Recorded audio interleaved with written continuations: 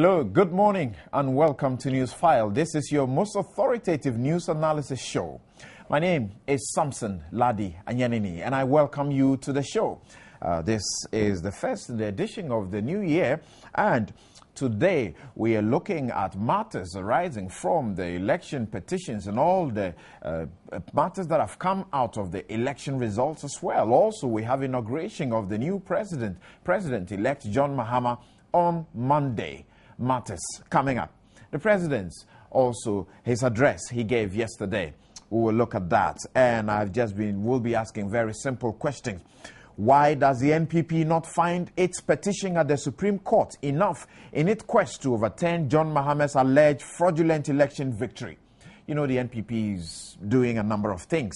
We'll be discussing that. The PNC's Bernard Mona files a writ at the Supreme Court challenging the constitutionality of CI 74, as the NDC also files a motion to join the EC to fight the NPP's petition. We ask questions: genuine moves or sheer mischief to put spokes in the wheels of the justice the NPP is seeking? Well, we'll also examine President John Mahama's address, the brief address he gave yesterday. Bad counsel or good counsel? He's been accused of breaking tradition. And interesting developments in Parliament, threats, and also an interesting new Parliament. We'll be right back.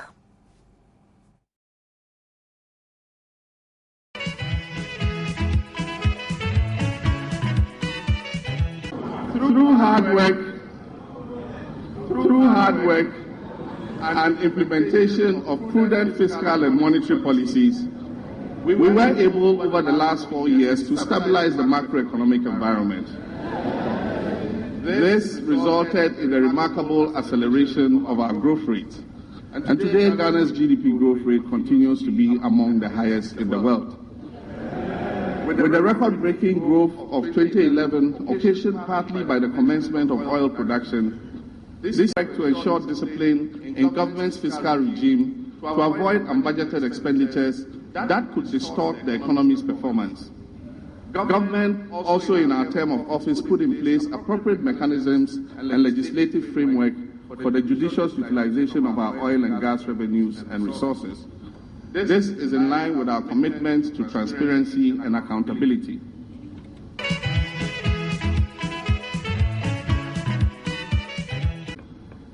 In line with our commitment to invest in people, measures were rolled out immediately to address these problems at all levels.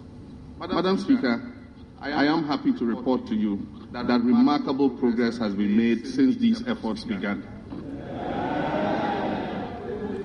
4 years on, about 40% of the over 4,000 schools under trees have been replaced, thereby making it possible to move hundreds of thousands of Ghanaian school children into decent classroom accommodation.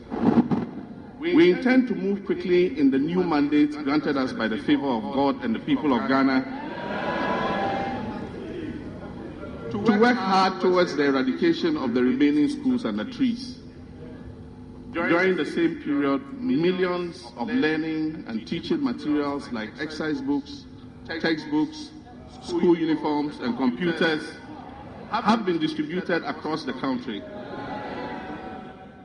Other pro-poor interventions like the capitation grant and the school feeding program have been expanded to cover many more children. Today, as I speak, more than 1 million children are being fed 1 meal a day at school.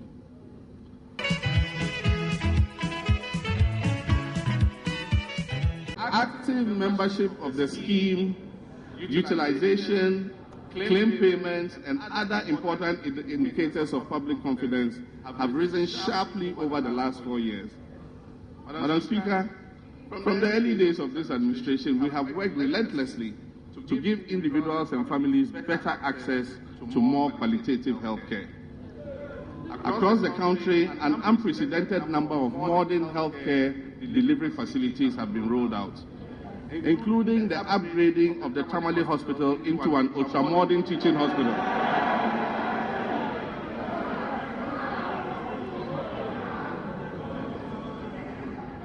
Madam Speaker, we have also established in the short space of 4 years 1,300 new CHIPS compounds across the country. We have built 19 health centers for population areas over 500. We have built 12 new district hospitals. We have built 15 new polyclinics. And we have provided 161 new ambulances.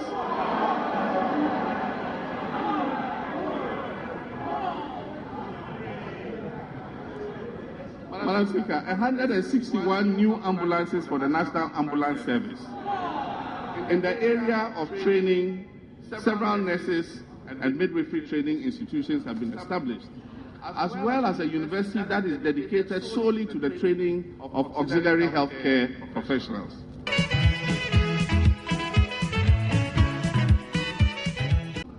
Madam Speaker, over the last 4 years, our security agencies have seen the biggest retooling efforts in their entire existence. The Ghana Armed Forces, comprising the Army, Navy, and Air Force, have all benefited from the acquisition of new and modern equipment. This has enabled them to carry out even more effectively their mandate of ensuring our security by air, by land, or by sea. Madam Speaker, the Ghana Police Service has also taken delivery of new high-performance vehicles, communications gadgets, and other essential equipment. The service today can boast of an ultra-modern forensic laboratory, which has greatly improved their crime prevention and detection capabilities. Indeed, this capability was on full display before, during, and after the 2012 elections, which saw them effectively providing security for all of us.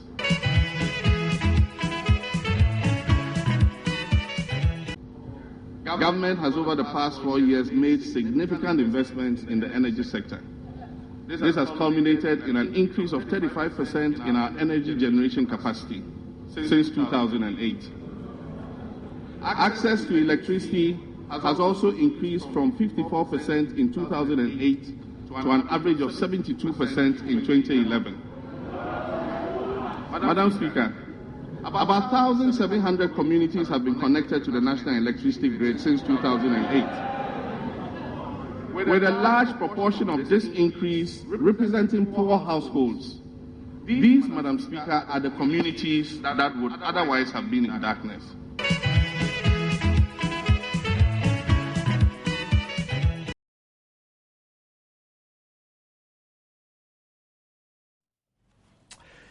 You're welcome to Newsfile. This is your most authoritative news analysis show. My name is Samson Ladia Yenini, and I have been introducing to you the subjects that we are looking at today. My guests are seated in the studio. Godwin Adagwini is a law lecturer, and he's also a practitioner. He's here with us in the studio. Rashid Pelpour, the Honorable Deputy Majority Leader, is here. He's been re-elected. Honorable Nana Akomia is also an MP, and he is Communications Director for the New Patriotic Party. Abdul Malik Kwekubaku Jr. is Managing Editor of the New Crusading Guide newspaper. Thank you very much for coming into the studios, gentlemen, and good morning to you. You're welcome. All right, and the issues that we are looking at, we are having some two important issues, almost look the same, but we'll try how we box them together as one, and then we will do another major issue about the President's State of the Nation report. Now, the NPP is boycotting President Mahama's inauguration, but not Parliament. Now, question arising is that, has it a genuine motive contesting the election results, or it is on a mischievous mission to denigrate the legitimacy of the next NDC presidency? Why? It is boycotting his inauguration, organizing protest marches, etc. Well, President Kufuor will take his place among the 15 heads of states attending Monday's ceremony. We will look at the interesting new parliament and the interesting developments in the House, the NDC's threat to punish the NPP by blocking its choice of a second deputy speaker. The minority maintains Honorable Oseiche Mensah Bonsu as leader, elects Dominic Nituwul as deputy as Deputy Minority Leader. Dan Boche is Minority Chief Whip. The majority kicks out Cletus Avoka. We understand that's what is happening. Dr. Benjamin Kumbo will do his job. Doa Jaho will now take the post of Speaker, supported by Mohamed Mumuni, Foreign Affairs Minister, to be Deputy Speaker. And I understand that Muntaka Mubarak, the Asawasi MP, will be the Majority Chief Whip. By this arrangement, it appears that Rashid Pepo maintains his position. The PNC's Bernard Moda, you know by now, has filed a writ at the Supreme Court asking it to declare portions of CI 74 null and void, as the NDC also files a motion to join the EC to fight the NPP's petition. I ask again, genuine moves or sheer mischief to put spokes in the wheels of the justice that the NPP is seeking at the Supreme Court. And very finally, and the third issue, President Mahama's State of the Nation report. Great teleprompter delivery, I must say, but did he get bad counsel? Or was he just running away from heckling when he broke tradition and gave a brief overview instead of a comprehensive report of the NDC's 4-year administration? These are the issues that we are looking at. You are also invited to be part of the discussion. 1422 is a text line. 1422 is a text line. You can also send a mail to newsfile@myjoyonline.com. You can post your comments also at our Facebook wall. Just search for Joy 997 FM. I think it's all right to start with you, Nanakumia. The thing is that you obviously have made it very clear, categorically clear, unambiguous, that you are going to challenge the result because you know you have the facts, you have a mounting of evidence that will point to the facts that the elections were rigged in favor of the president-elect. Question is, why aren't you satisfied with the process you have initiated in the court? Why boycott his inauguration? We also have the youth wing of the NPP also going on demonstrations on Tuesday. What is happening? Don't you have faith in what you intend to do? Well, thank you, Samson. And let me greet my co-panelists. This is the first time we are meeting this year. That's so. Wish them all a happy new year, particularly my boss, the Deputy Leader of the House, Honorable Rashid Pepo, and also congratulate him for his victory in the parliamentary elections. I understand he fought off a tough challenge from the PNC. Obviously, that challenge was ably supported by elements from his own party, and it's a good thing that he managed to fight it off and retain his seat and retain his position in Parliament. I must apologize for the state of my voice. I'm recovering gradually from some sore throat, so you have to forgive me. Now, the boycott of the swearing in and the inauguration by the NPP is nothing strange at all. Boycotts are a legitimate tool of parliamentary practice, a legitimate tool of protest. And indeed, all parties since the Fourth Republic have used boycotts as a means of expressing their view. And it's quite legitimate.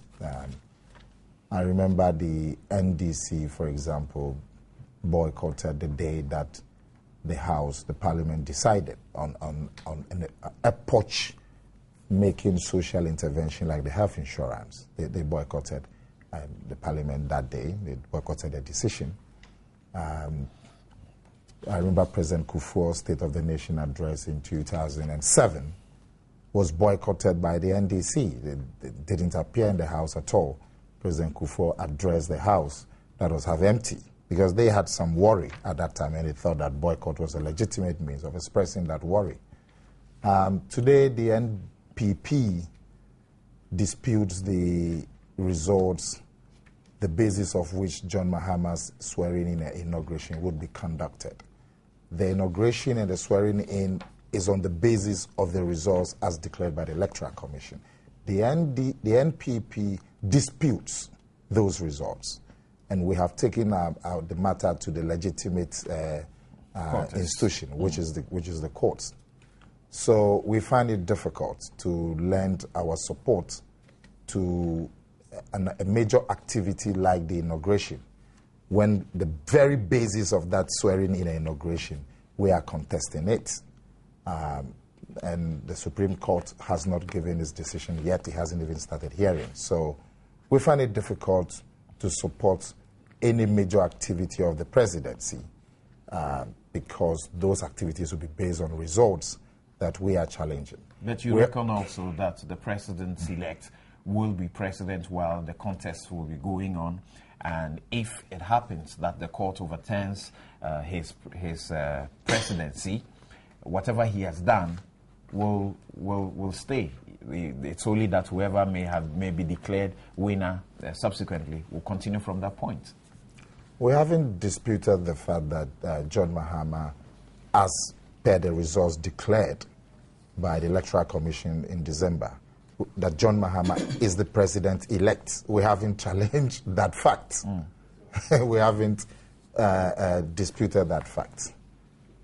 So that is there. We haven't stopped the swearing-in. We haven't stopped the inauguration. We haven't stopped him from performing any function. We are saying that we will not take part until the court decides. And it's consistent with our position that the results that gave him the basis to act as president, those results are disputable. And once that matter has not been resolved, we say we will not take part as a continuation of the expression of our discontent with the results. We've taken the matter to the appropriate quarters, and we are going to continue to demonstrate our discontent and our disapproval with other legitimate means, and boycotts of Parliament is a legitimate means. All right. that we are pursuing. I would like to read a portion of today's graphic, page 10, the features section. There is an article by Dr. Soji Tete, and I want to know what you think about what he says in this case. He says, NPP members of, and I'm reading portion of it, NPP members of Parliament ought to, as a matter of principle, also refuse to be sworn in, refuse their salaries, and he mentions a number of things and the perks that go with the high parliamentary office, while crying fraud inevitably raises the question of the true motive behind this contested election, real fraud or denigrating the president-elect's legitimacy. He seems to suggest that what you are doing is a two-faced, action.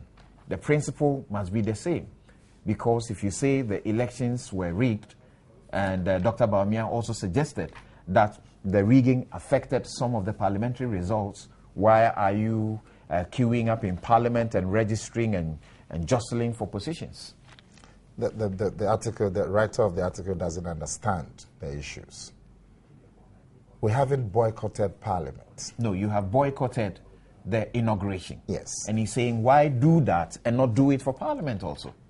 But why not do what for Parliament? Why not boycott the inauguration of Parliament? Why do you participate the inauguration fully of Parliament? In Parliament? But the parliamentary results are an individual results of 270. We would, in the next few days, we would be challenging the results of at least 38 of them. But those 38 seats are not Parliament as an institution. It's a very simple matter. I don't know why anybody would write an article like this and not be able to get this simple matter. We are not boycotting Parliament. We are boycotting the swearing in, the sitting of Parliament that is going to oversee the swearing in of the president. That's what we are boycotting. It's a one-day sitting. That is what we are boycotting. So it is a very simple matter. And we haven't said that the entire parliamentary results of 275 individual results there's some dispute. You have also not said that the entire presidential results are questionable. No, the entire... That's the principle he's expressing. No, the entire presidential results is not just one or two. It's one. Counted all over the country. But you're pointing to specific polling stations. Yes, and it affects the entire results. The parliamentary results affect individual constituencies. These are very simple matters. Every first-year political would understand. The parliamentary results are individual results. The presidential results are one. If there's major flaw in one small corner and it can affect the entire results, it's an issue. Okay. So they are totally separate things. Now, our boycott of that sitting of Parliament is legitimate, because boycotts are legitimate tools. It's a continuation of the expression of our discontent with the presidential results. And we are very happy with the position that we have taken. The former President John Agyekum Kufuor will not boycott. He will not join your boycott of the inauguration. He will be there. Some say that is a step in the back of the NPP. Oh, not at all. President Kufuor is not taking that decision on his own.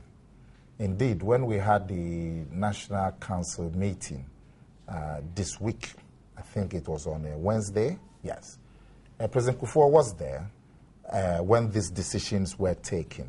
There were members of Parliament, the National Executive Committee, the National Council of Elders, the National Council of Patrons, the ex-president, everybody was there. The regional chairman of the party were all there when these decisions were taken.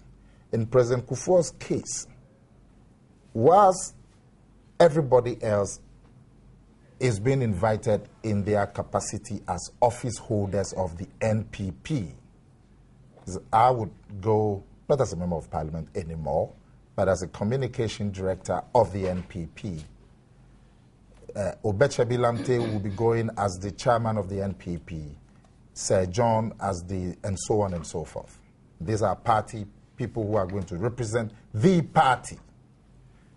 President Kufuor's invitation is on the basis of him being an ex-president. It's a different category. So it was also considered.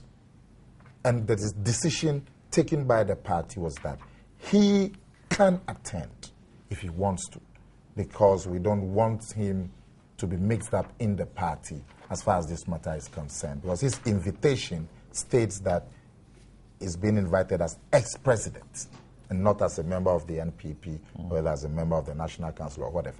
So on that basis, the decision was taken and agreed that he can go if he wants to. So it doesn't contradict our position at all. It doesn't undermine our position at all. And we're happy for him if he wants to go. You see, and this is an improvement because our recent history is relevant in this matter. In 2005, when President Kufuor won re-election, defeating then-candidate Mills for the second time, candidate Mills refused to go to the swearing-in of President Kufuor. And J.J. Rawlings, who was invited in his capacity as ex-president, also refused to go. This is an improvement on that situation, and we are very happy about it. Rashid, what's your take on this matter? Well, the response, as you can hear from Honorable Akomia, is that it's not the case that they don't have faith in the case they are putting before the court, and that they feel that even after putting the matter before the legitimate quarters, that's the Supreme Court, whatever actions that they can still take, they have the right to continue, and this is just one of them. Well, I feel very let down by the NPP leadership. But even before I go on to make any further comments, let me wish our cherished viewers Happy New Year. My constituents, Wa Central, members of the Wa Central constituency, a Happy New Year, and to say thank you for sending me back to represent you. To have, you have confidence in me. I'll make sure I do what is the right thing. Let me also extend it to the panelists here, especially my good friend Nana Akomia, who I thought should have rather been the candidate for the NPP. because he was a very good friend to John, and they worked together, and I thought that the two could have been a good pair. Anyway, I think that it's a big letdown by the NPP leadership. I mean, for me, I think it's a leadership failure at this juncture of our democracy, when they should be enhancing it in a more positive way. They are making it, giving an impression to the outside world that we are tottering, we are suffering to put ourselves together, we are still stealing resources, we are still doing things that are undermining our own democracy. I mean, we are leaders in Africa, that's what everybody says. And we love to hear that, and we love to enhance the democracy that will let us lead Africa in that respect. The way they try to... You are impugning the evidence before they put it before the courts. The evidence they put before the courts, I don't have the competence to diagnose it and say anything about it, but I can say that I wish it were more detailed. I wish they had said that in this constituency, so and so thing has happened, and enlist them, but they went in for bulk, presentation of problems, and said that, well, these 600 and something people should have voted by biometric, they didn't vote by biometric. And I hear they even But the one you just spoke about is a specific issue. No, those are not. Those are general issues about the whole lot of resource. But like I'm saying, I don't want to go into the details about whether to fault them for the kind of evidence they have or not. It's before the Supreme Court. No, but your opening comment was that they are giving a wrong impression to the outside world. Yes. But they are saying they have legitimate issues, they have mountains of evidence. And I think that those issues, you see, I think that they thought it was easy for them to find some reason to say the results were faulty, they had stolen, and they even said John Mahama has stolen this number of votes. NDC, the Electoral Commission colluded with the NDC, and they did that. I mean, everybody, we were all even surprised, and we were finding it interesting and wanted them to go into details and say, look, when these results were coming, there were this, they have added this, that, and providing enough evidence for laymen to say that, look, it is true.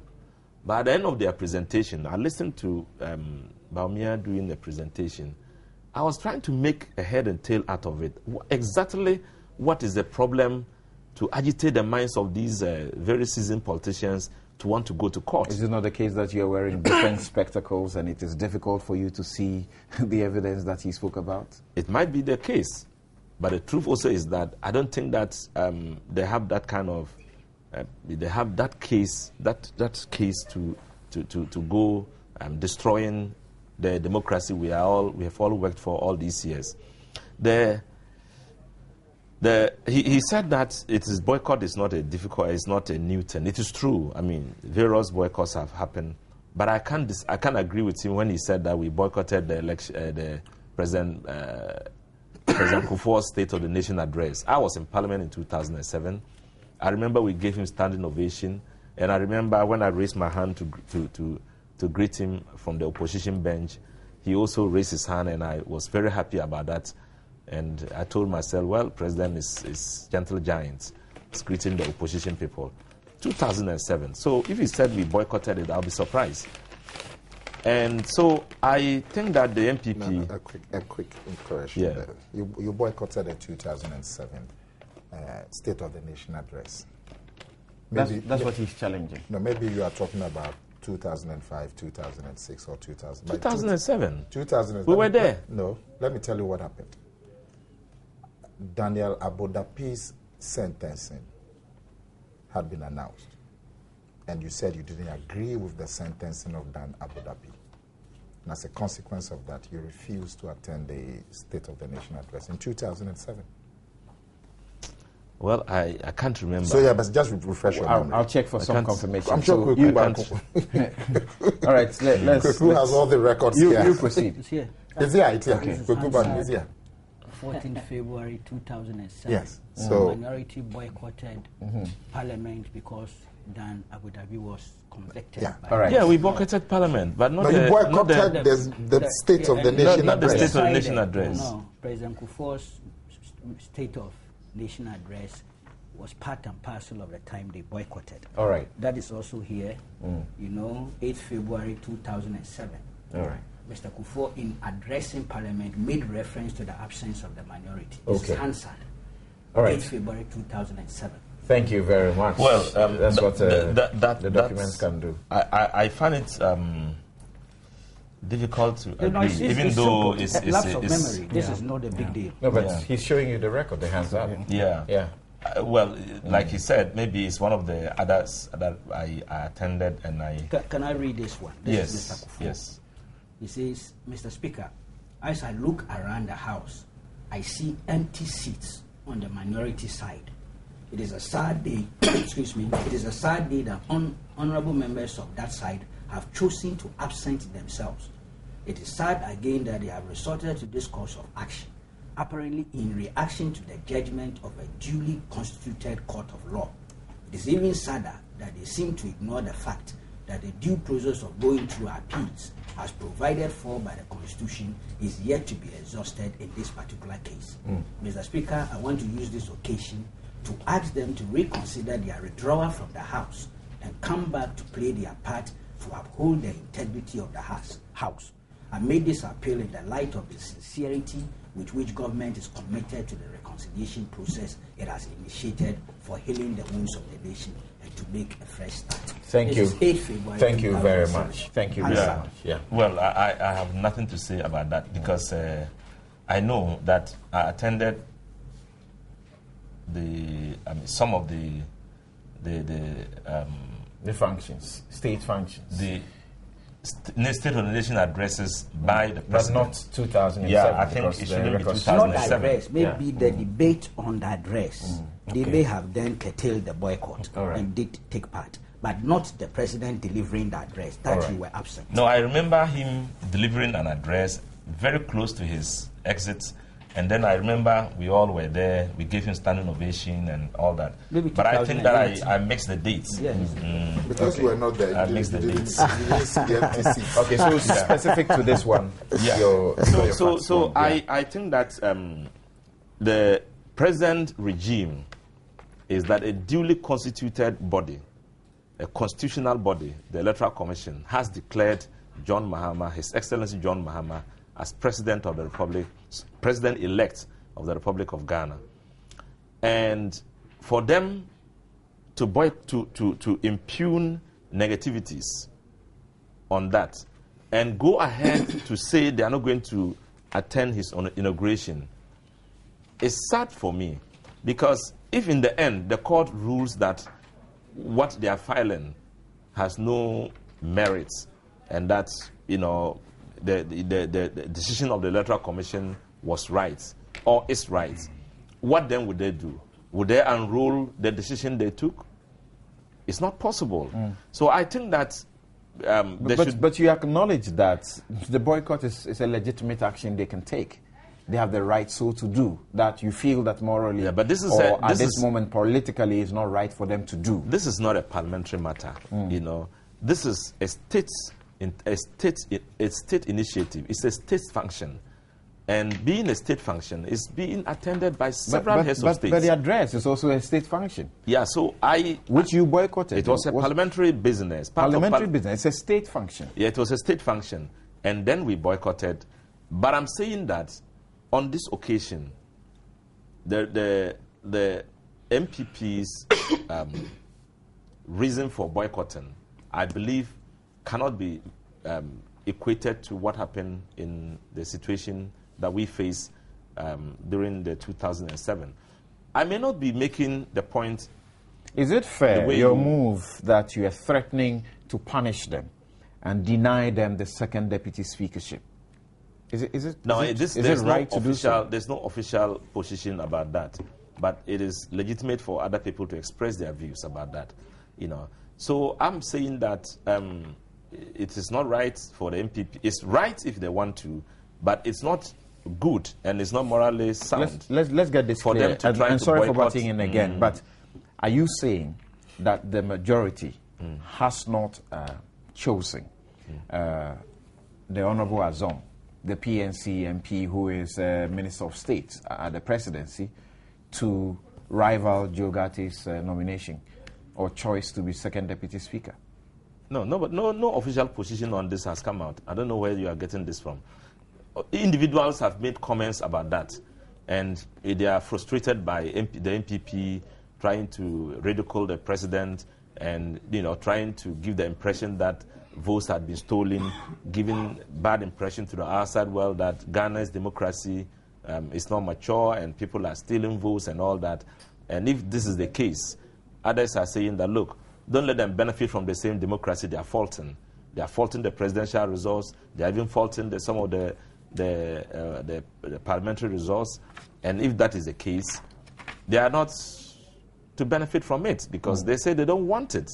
They are challenging everything. And these proposals that are being made by members of the NDC, are they being considered by, the majority caucus? No, we have not had any formal meeting to consider any of these. Will you? We've not had it, and I don't think anybody is going to meet to decide that in the near future. It may be decided at a later time, but there's no plan to meet to discuss that. The NDC will not put up an opposing candidate to Joe Gatti. I'm not the NDC. I can only speak for myself. If I'm speaking, it might be because the National Executive Committee has met and has taken a decision, or some elders have met and taken a decision. Those kinds of decisions have not been reached. But listeners of this show also take you more seriously on this matter. Viewers take you more seriously on this matter, also because you are the deputy majority leader. And I'm saying we've not met to decide it, and you don't intend to do so. I can't say that. You don't intend to put up a rival candidate. I'm saying that individuals have come out with positions on that, and they have insisted that if the NPP insists on bastardizing the results and ridiculing the president and giving an impression that this democracy is backward, then they should not benefit from the system they are bastardizing. But I'm saying also that I haven't heard of any meeting to address the issue about considering the PNC candidate rather than the NPP candidate. I haven't heard of such meetings. But I can testify to the fact that individuals have come out to make comments on that. So, but the point I'm making is this. The very final question on that. Between now and when you sit as a house to confirm the people who have been chosen for speaker and everybody else, is this possible? It's possible. It's possible. It's possible. I mean, anything of importance that needs to be addressed by the party within minutes, seconds, we can still meet and address those issues, But as at the moment, won't that be petty? Why will it be petty? Why is it that you are discussing it on a very high platform like this, very important platform like this, and you think it is petty for the party to discuss it? Because you think it's important, you brought it as an issue here for discussion, a national platform, and you call it petty. It's not petty at all. It's important, It's important if you think about the boycott of the NPP, of the inauguration, is important, and we don't want it. We expect that they should meet and reverse their decision. It's important that we should be thinking about, an alternative candidate rather than the NPP candidate. And if anybody is thinking about it, it's important for it to be considered. And I have my personal opinion. You appear to be reconstructing your views on this matter. Please, let me know why you think I'm reconstructing. No, because initially I heard you say, for example, that if it is anything that will be considered, that will be in the near future, sometime in the future, but not, presently. And I've said now that. you are saying it is all right to consider it because it's important. But if you have said it's important, and I'm saying it can be considered in the near future, what is the contradiction there? It's the same thing. I'm saying that because it's important, it is possible that we can consider it now or in the future, the very near future, before the midnight of the 6th.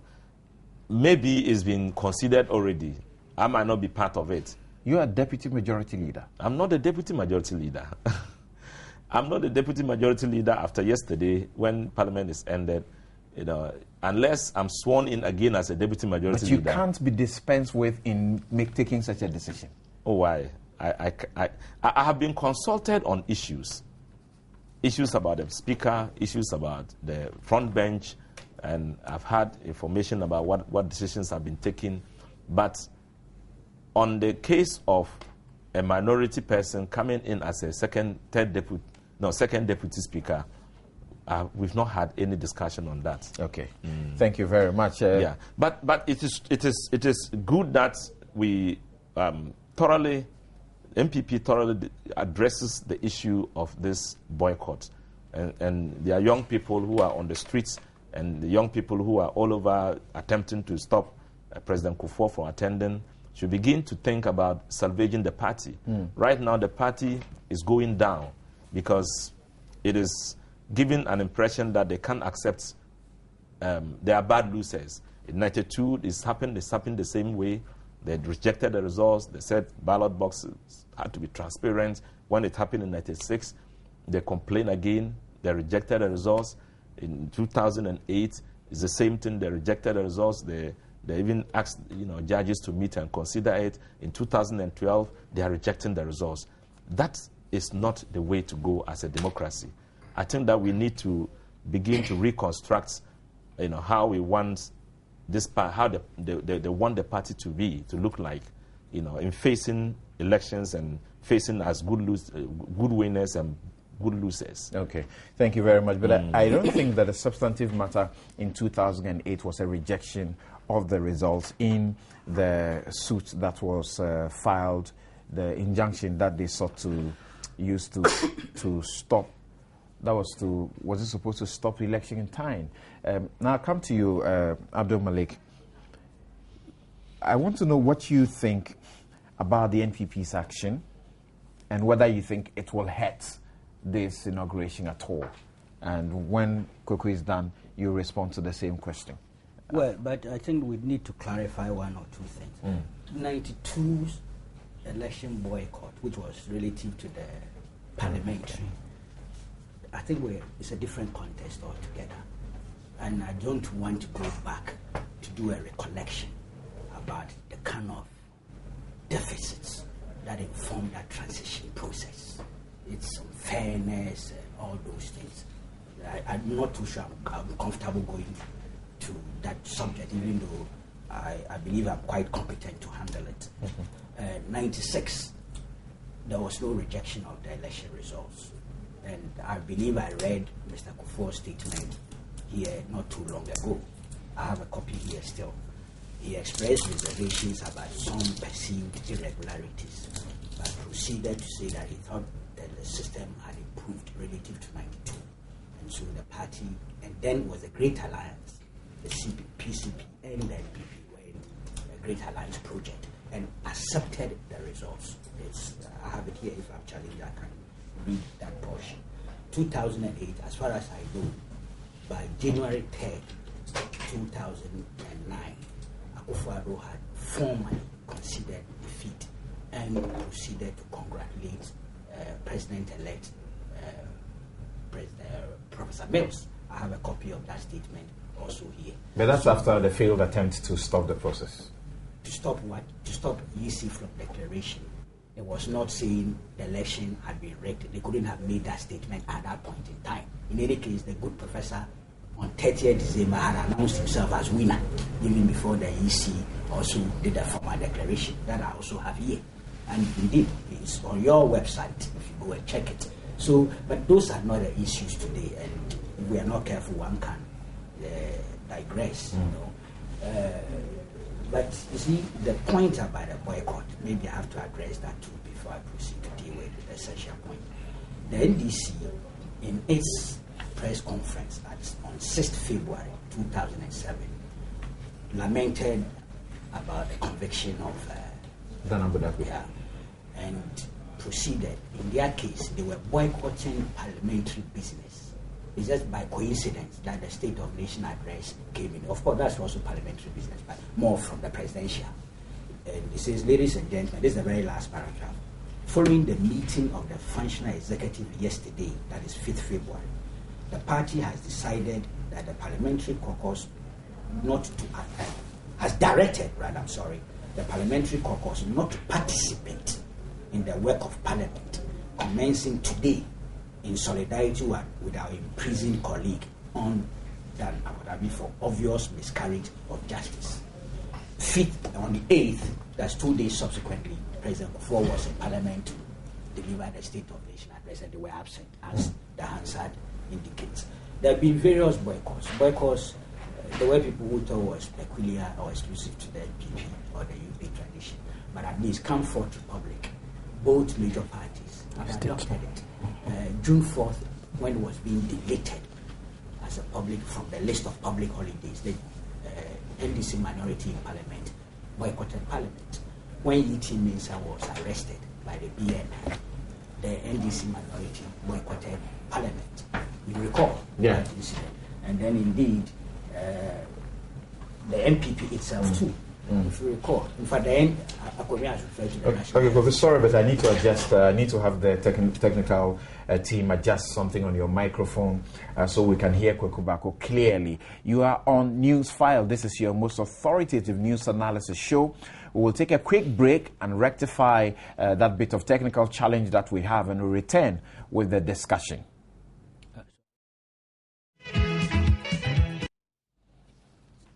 All right, thank you very much for keeping your dials here on Joy 99.7 FM and for a dozen of affiliate stations across the country, and also watching Multi-TV. This is your Joy News channel, and this is Newsfile.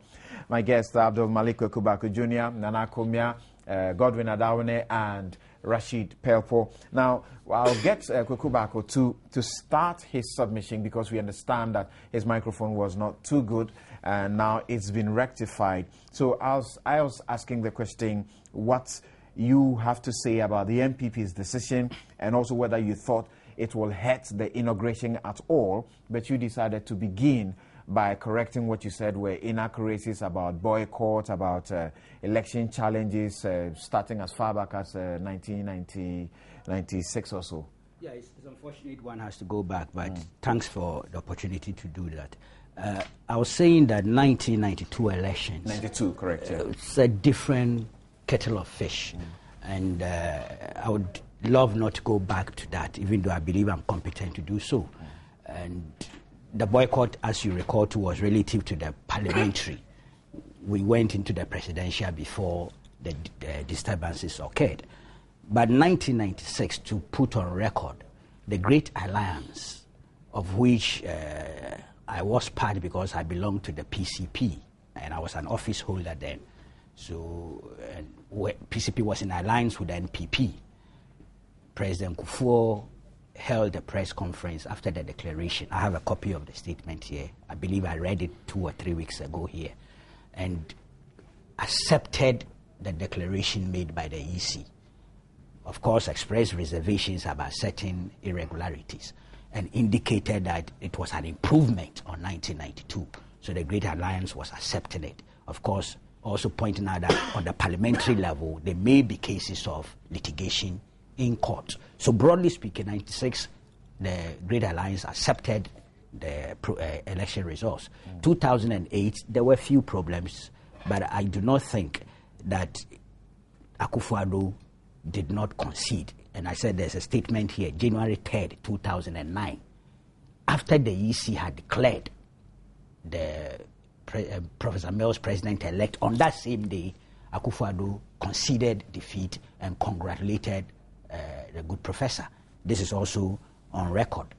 So we need to clear those things. Then in terms of the boycott, as I was indicating, the NDC minority held a press conference on 6th February 2007 and announced, and I quote the last paragraph, "Ladies and gentlemen, following the meeting of the functional executive yesterday, the party has directed the parliamentary caucus not to participate in the work of parliament, commencing today in solidarity with our imprisoned colleague, Honorable Dan Akwetabi, for obvious miscarriage of justice. Thank you." This coincided, if you like, unfortunately, in my candid opinion, with President Kufuor appearing 2 days later to present the message, the State of Nation address, and the NDC happened to be absent on that particular occasion. They also, of course, during June 4th, May 2001, when Parliament deleted June 4 from the list of public holidays, the NDC minority boycotted Parliament. You know, when E.T. Mason was arrested, my NDC minority boycotted Parliament.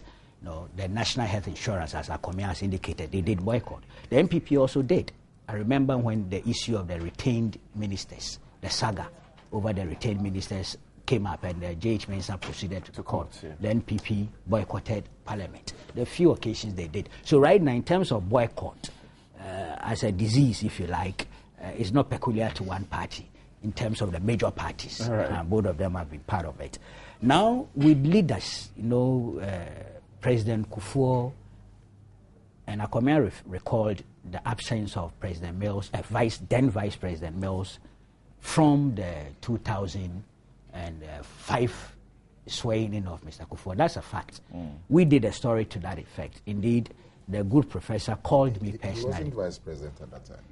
Then I said former Vice President then, but of course, I candidate Mills then for, I appreciate the correction. But he did not attend. What we found significant or intriguing was that he was in attendance at the Parliament House, the inauguration of the MPs and the swearing in of the speakers, the election of the Speaker and Deputy Speaker. He was that very day, but was absent conspicuously from the Independence Square. So we did a story to the effect in my paper, and he protested. He called and said he was at Parliament House all right because he was duly invited and things. He complained that the state protocol messed up with the invitation to the Independence Square. Yeah, I remember that. Yes, and so, well, we even had to render an apology on the front page of my paper. But with regards to Mr. Rawlings, who in his case was former president, if you recall, Mr. Rawlings' then spokesperson was Victor Smith. And this same story we did, which is 10th January 2007. Mr. Smith said, and I'm quoting from our paper, Mr. Smith said that they, that is he and his boss, were not going to attend the swearing-in ceremony. He also added that they will not even watch it on television because it will be disgusting. According to him, ex-President Rawlings considered the outcome of the December elections as fraudulent and unrepresentative of the true will of the people of Ghana. And so on that basis, they were not attending. If you go into Heritage, and I will not waste time to quote, but it's even worse, in the Heritage newspaper published what Victor Smith said to the media. So we had a situation where a former president, and unfortunately this was endorsed by the NDC as a political party, they endorsed the absence, or if you like, the boycott, that's a more precise description of what Rawlings was saying, of that event. Because in Rawlings' opinion, the election was fraudulent and had been rigged. MPs were there. Oh, I am talking of your endorsement for the former president's boycott. I'm not talking of MPs. I haven't said the MPs boycotted. The MPs did not. I haven't said that. I am talking here of... But I think what he's saying is, what he's pointing to you is that it is more significant to note that the MPs were there. No, but I was talking about ex-heads of states, ex-presidents. That was the category I was dealing with now. And I was saying that in the case of Mr. Rawlings, he took a stand. The stand was to the effect that he's boycotting because the election was fraudulent and rigged, had been rigged. And the NDC as a political party backed it. They supported him, that was fair. And so if he wasn't there, there was nothing wrong with it. I'm saying that Kufuor has moved from that side, in spite of the reservations being expressed by his party. He, within the context of a former head of state, former president, thinks he must be there. And I support that. I'm absolutely in full support of Mr. Kufuor's presidency. I didn't know, when I first made my comment on that matter, I didn't know the National Executive Council and the National Executive Committee together with the ex-president had agreed that he should go. I didn't know. So I was recommending an exemption only for Nana Akomia to sign a text onto Metro Good Morning Ghana that it had already been done. And I thought it was a fantastic idea because, you see, their former presidents are a special breed of political animals. both locally and externally. The roles they play post office is different, and we ought to see them in that light. Okay, internationally and locally, all those things are different.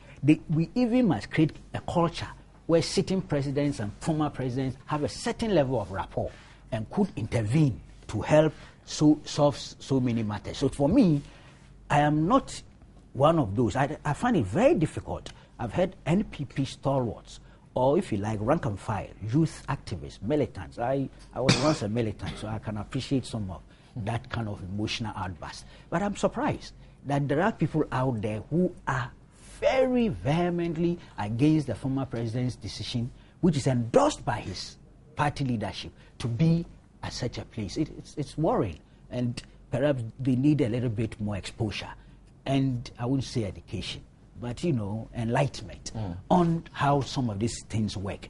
Now, to come to the NPP decision to boycott the inauguration, I've raised my own issues with that. The principle, the logic, if you look at it on the surface, makes sense. It's consistent. You are challenging the validity of the EC's declaration of President Mahama as president-elect, and you've decided that you will not attend that event, that particular event, because it might appear as acquiescence. That's right. In terms of the court of public opinion and all the rest, is a very tricky thing, and you need to take a decision, and the decision you take ought to be consistent with what you are doing in court.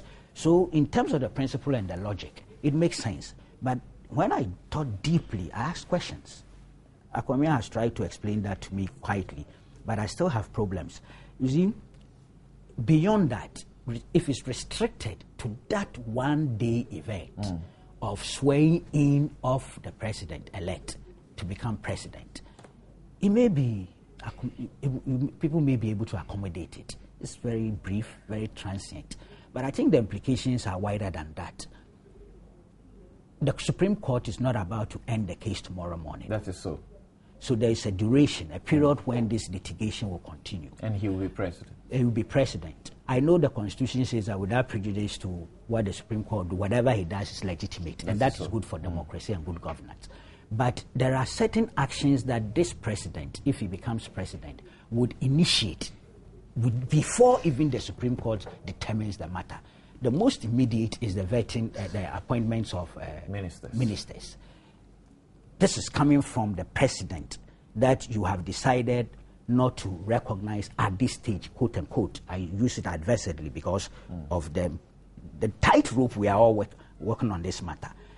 Would the minority proceed to take part in parliamentary business relative to the vetting of the presidential nominees? Would they or would they not? I don't have an answer. People will raise issues of consistency.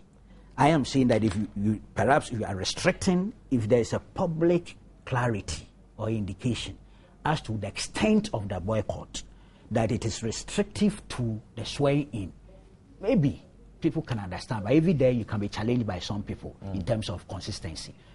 Budget, maybe, I'm not sure when budget will come, maybe an interim one or so, but budget is presented on behalf of the president.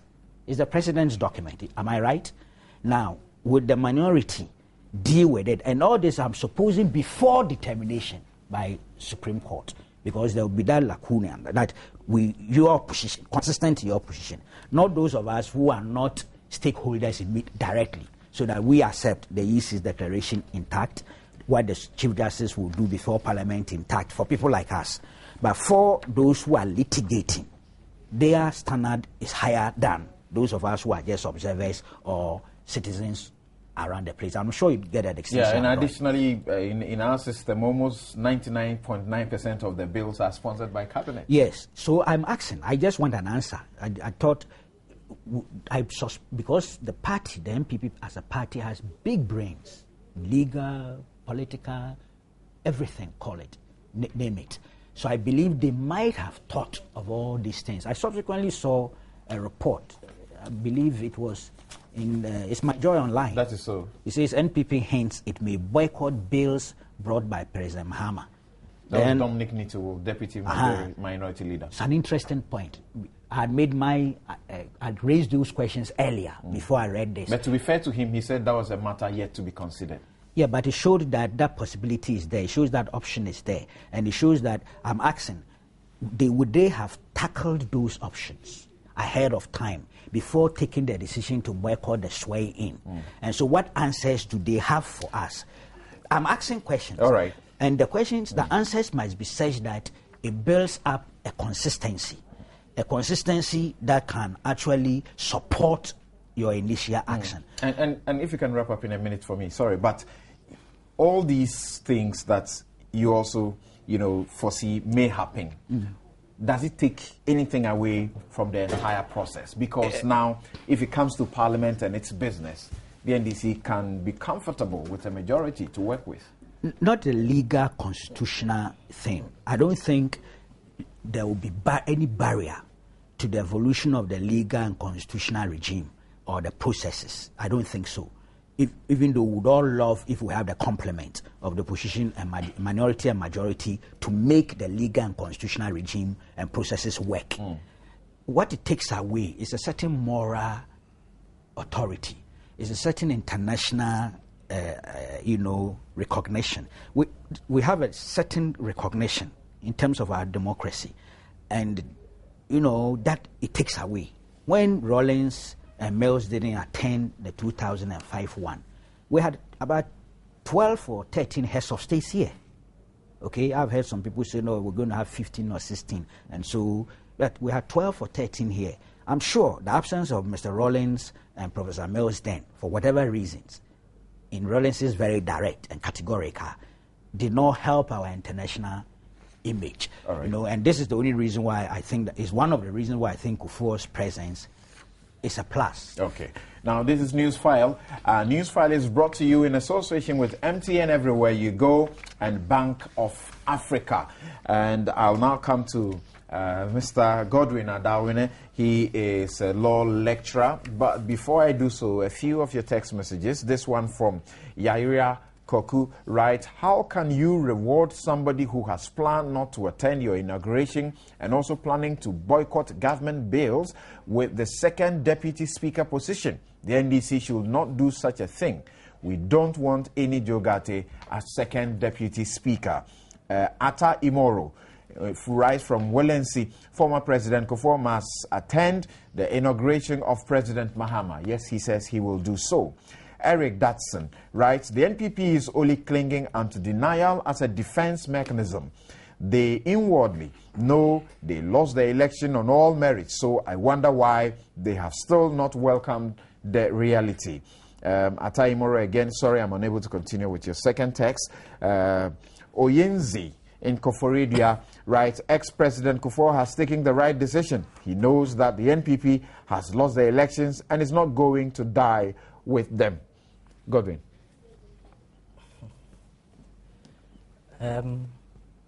I always make this point that the democracy that we practice doesn't belong to the political parties, regardless of whichever parties we may be talking about. That's not reality. You mean it's not? It doesn't belong you to can political take them away from the equation. But that's not what I'm saying. Okay. I mean, the point I'm making is that it belongs to all of us. Take, for example, the case of members of parliament, and then looking at the elections that we have just had, and then the trend of the results across the country. There are situations where members of parliament record higher votes than their presidential aspirants. What does that tell you? You get a point. So that but in most situations, the presidential candidates did better than the presidential candidates. That may be so. Across board, yeah. But the point I'm driving at is, at any particular point in time, you are likely to have a member of parliament voted for by party supporters or even opposing party supporters, and then people who do not subscribe to any of the political parties' memberships. And I think that 20 years of practicing this democracy, we should come to understand that. So that if you are a member of parliament, by virtue of the votes of the members of your constituency, and there is an official function that you have to perform, and then you disagree with, a policy measure from, the other side, I do not think that it is fair to the voters to punish them by not performing that function.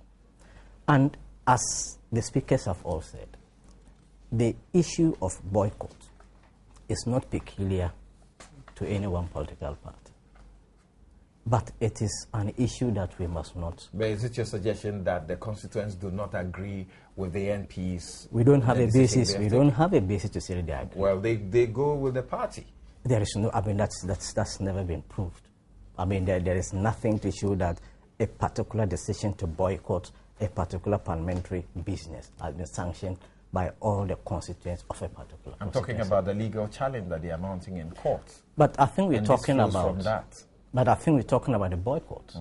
And I'm not talking about boycott with respect to this particular incident, but boycott generally as a tool of expressing your disapproval of certain But actions. quickly narrow it to this one. Well, if you are narrowing it to this particular one, it has to do with the issue of the inauguration. And as I listened to Nana Akumia speak, the point he made was that it is the inauguration, that ceremony, which they are boycotting. Now, my issue has to do with the members of parliament who may be boycotting that particular event.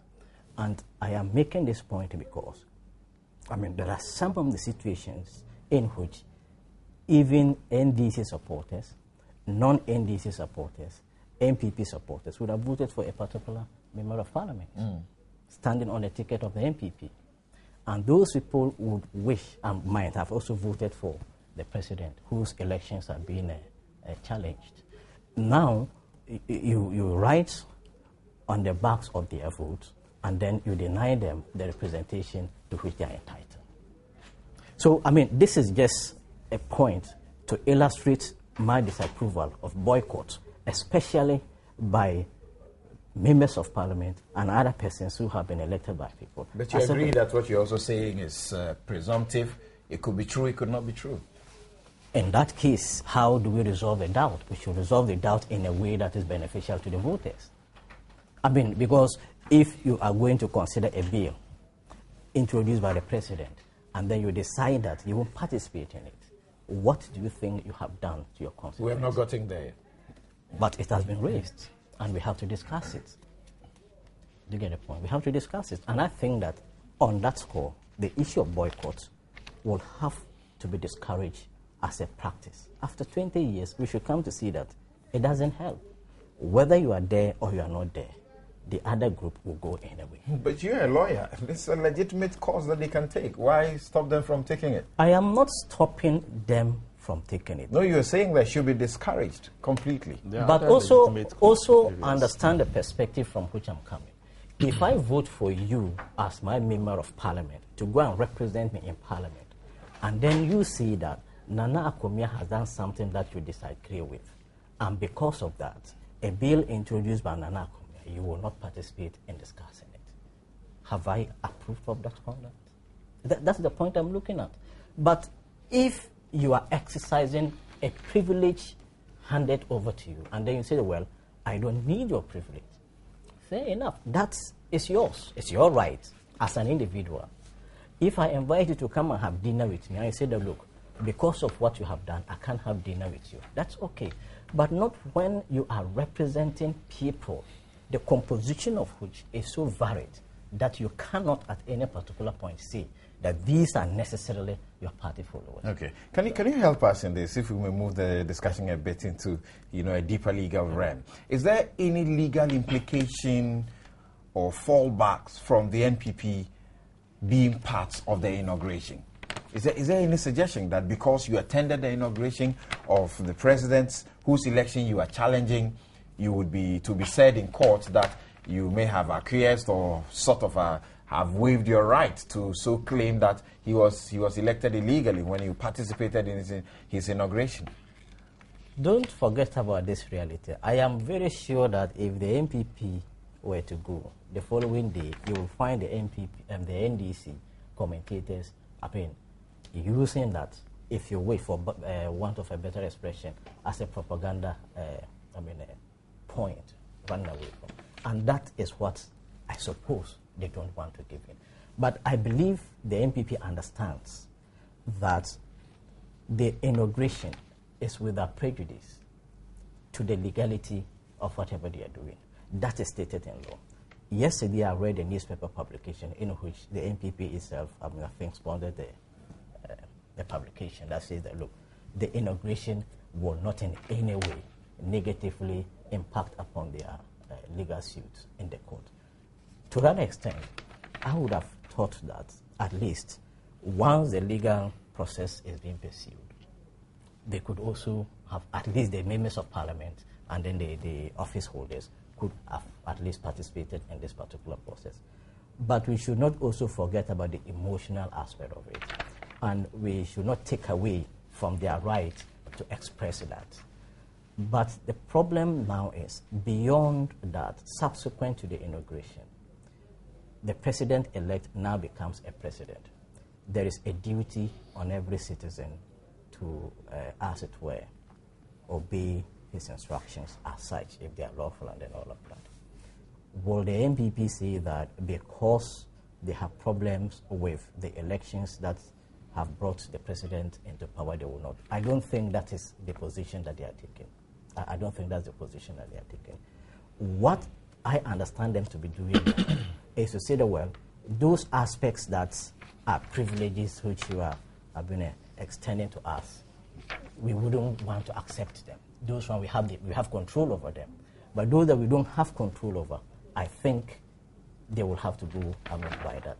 But there's another aspect, the political aspect. And with this, I am speaking about those who represent persons who are not necessarily your party members. In taking these decisions, you have to consider their interest in taking them. Particularly so if your move to participate does not negate the legal process. So for you, it would have been sufficient for the NPP to attend, but raise the caveat. Let everybody know that, yes, this is our position. So that we put a stop to some of these things. Because I am sure if the NPP were to be there, the whole public would be very happy. I'm sure that would be it. And those are the things that we should normally look out for. I'm sure the whole public will be happy that they are there. Mr. Kwekubako talked about the 2005 incident when President Rawlings wasn't there. I am sure the general public wasn't happy with it. Anytime you find President Rawlings and President Kufuor on the same stage shaking hands, what do you see the reaction of the general public? The people generally would want to see their leaders cooperating on a number of issues, even if they disagree. So I think that our leaders must also sometimes consider the interests of the general public in taking some of these decisions. And as far as you're concerned, we are told that 15 or more heads of states will have confirmed their attendance to this ceremony on Monday. You have various dignitaries representing various countries who are also coming in, and thousands of Ghanaians, of course, will be there to be part of this process. What does the absence of the NPP do? That, to me, the problem. If you have your neighbors all attending this particular program, it may suggest that there is that international acceptance of what has happened. It may also suggest that where the international community doesn't want to be interested in our domestic affairs. So if you invite me, I'll have to attend. It would have been very good if they were there. Remember that if you look at the votes, and you keep saying that, a large number of people voted for the NPP. A large number of people. And so by not being there, it means that that number of people will not be represented. And that takes away something of a ceremonial value. And we shouldn't throw away ceremonial values because they add to the beauty of the thing that we do. Thank you very much, Godwin Adawini. And you're still here on Newsfile on Joy 99.7 FM. You're watching us on TV, Joy News Channel on Multi TV. We are streaming live at myjoyonline.com and also multitvworld.com. You can hear us across the country on over a dozen affiliate stations. And I'd like us to, dovetail this part of the discussion into what we are looking at, because what we are looking at includes Parliament and everything else. There's an interesting Parliament that is coming up. Interesting developments in Parliament. We've discussed a bit of that, the threat of the NDC, which Honorable Rashid Purple tells us is not official, that they intend to punish the NPP by blocking the minority's choice of Joe Gatti for second deputy speaker. But now we know. Osechi Mensah-Bonsu maintains his position as minority leader. We have Dominic Nituo, coming in as deputy minority leader. Dan Botwe is the minority chief whip. We have Joe Do Ajaho coming in to be speaker. The Madam Speaker is taking a back seat. We have Dr. Benjamin.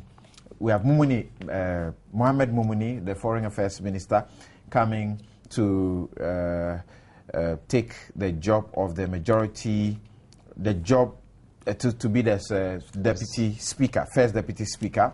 Dr. Benjamin Kumbo is supposed to now be the majority leader, replacing Cletus Avoka. Interesting development. I'd like to start with you, Purple. Okay. I will. Okay. That's true. All right. I'd like to start. Let me start again with Akomia, because he has one or two issues he wants to raise about questions that have come up on the whole discussion before he, gets into that substantive question I have raised. Yes, thank you. I have to apologize for my voice again. Now, this business that by not attending the swearing-in and the inauguration, we are in some way discrediting Ghana's democracy. We're trying to ridicule the presidency. It cannot be sustained. I mean, how our laws in this country provide that if you have a problem with election results, you take your evidence or your case to the Supreme Court. That is exactly what we have done. In other African countries, they have taken to arms. But the question is, that should be sufficient. No. We're saying that because we are not the boycotts. The boycott is part of expressing our disagreements. But you hear that there's no legal implication adverse if you attended the inauguration. So it should be disregarded then. I don't see why the NDC and many people are so worried. If there's no legal fallout and no major fallout from our boycott, the issue is that it defeats the purpose of what you're doing. It doesn't defeat it at all. In fact, it reinforces our position on the results. And we are following the legal prescription. That is what the law prescribes. We haven't done anything outside the law. So how can that be discrediting our democracy? Indeed, it strengthens our democracy. It holds Ghana up as a shining example where disagreements of such major import are being resolved legally, not a recourse to arms like we've seen in other countries and violence, but through the legal process. And indeed, the NDC in 2005 went to court.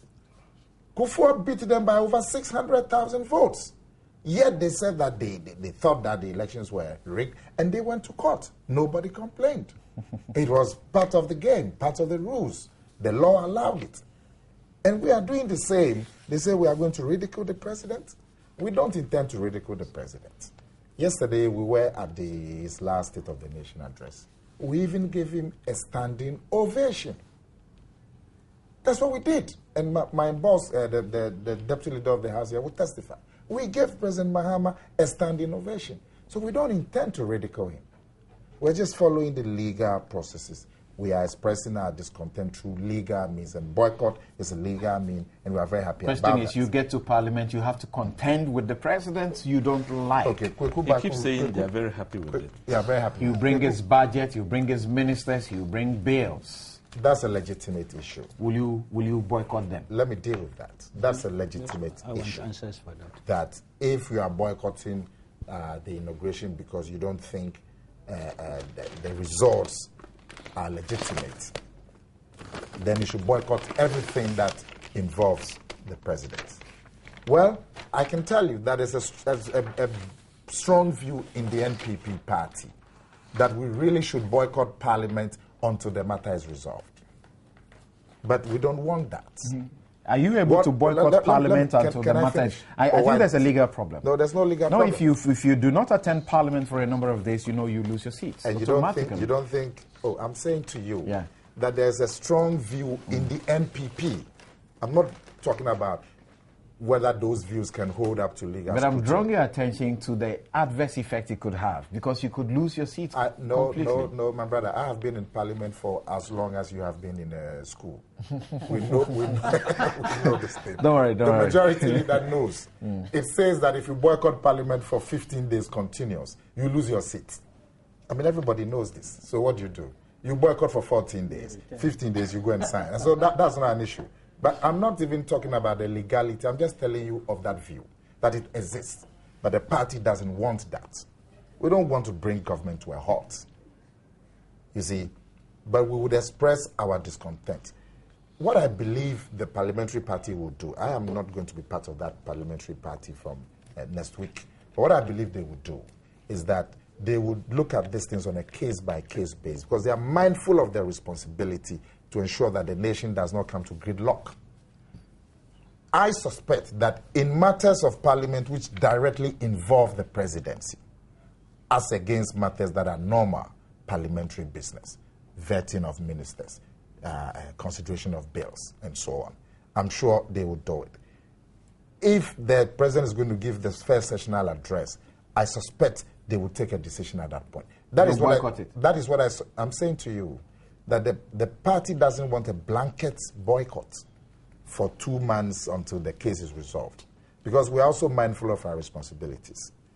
But we're also keen to express our protest within legitimate means. So what I suspect the parliamentary party would do is that they would treat this matter on a case-by-case basis, that in matters that directly involve the presidency and parliament, they will take a decision. In normal parliamentary business, that involves vetting of ministers, a consideration of bills that are normal parliamentary business, I'm sure they'll take a different decision. But those involve the presidency.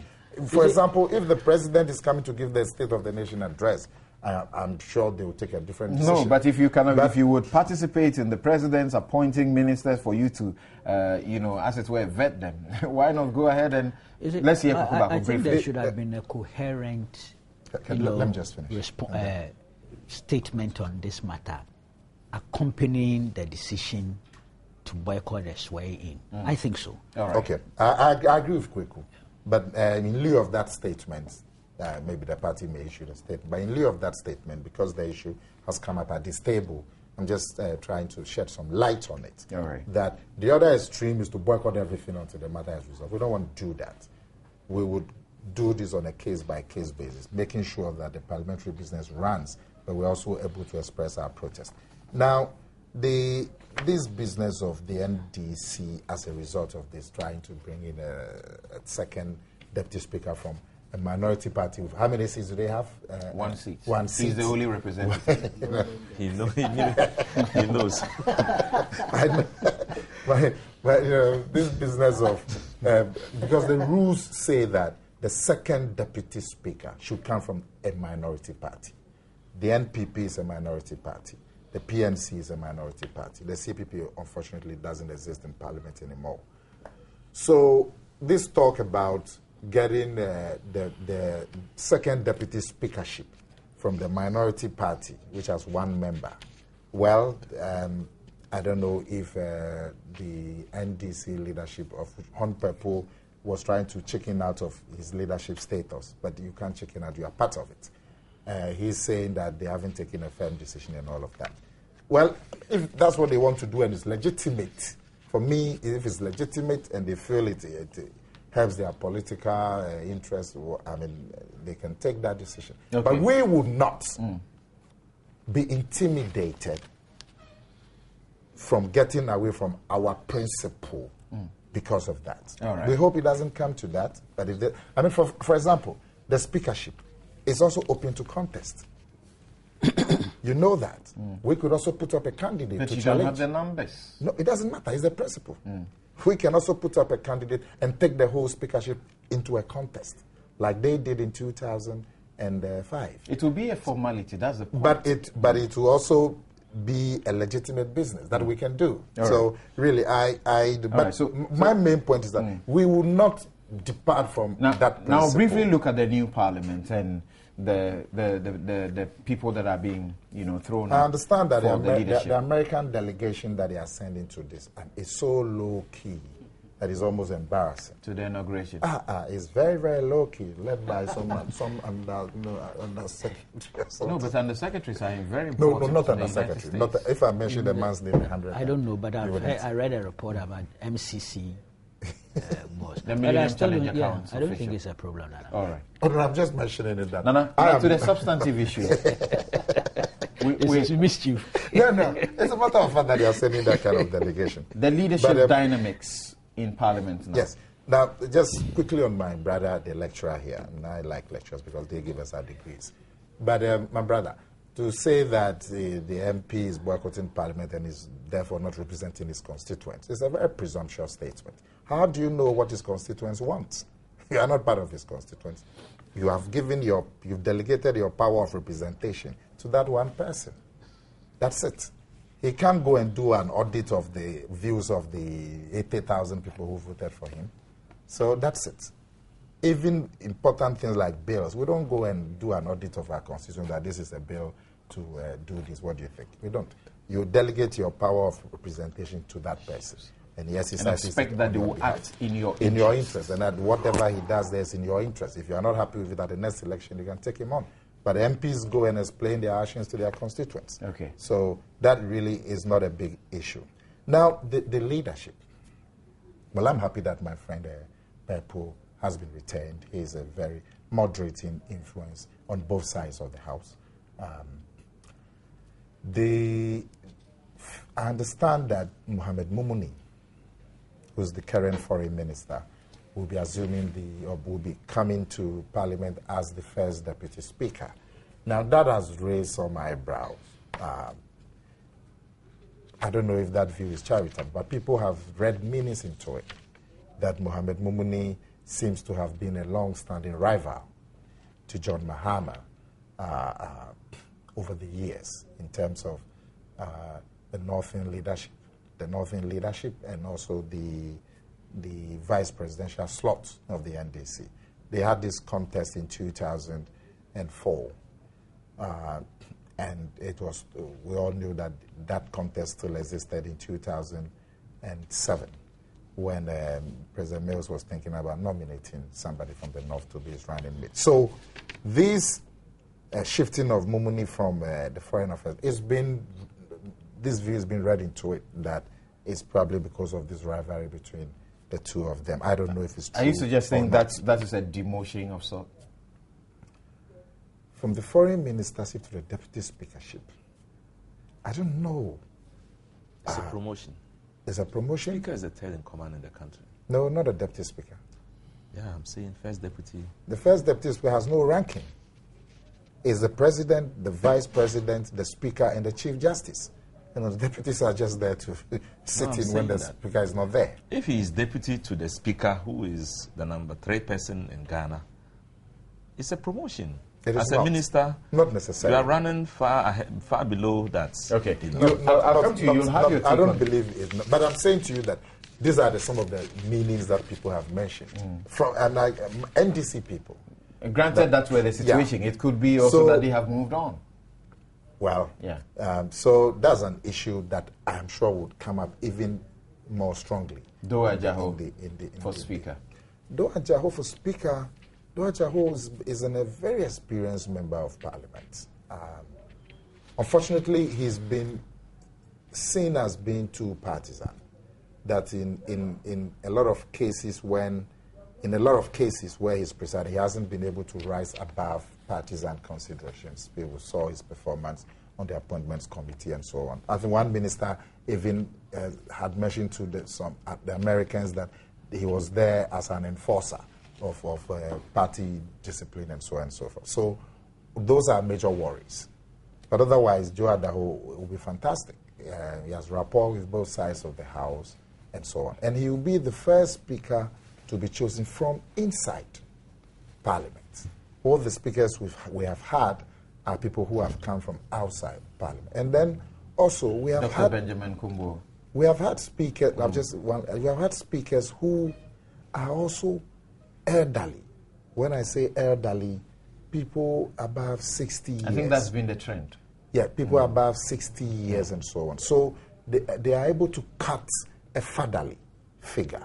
I mean, Annan, we all regarded him as our father. For me, he was even a grandfather.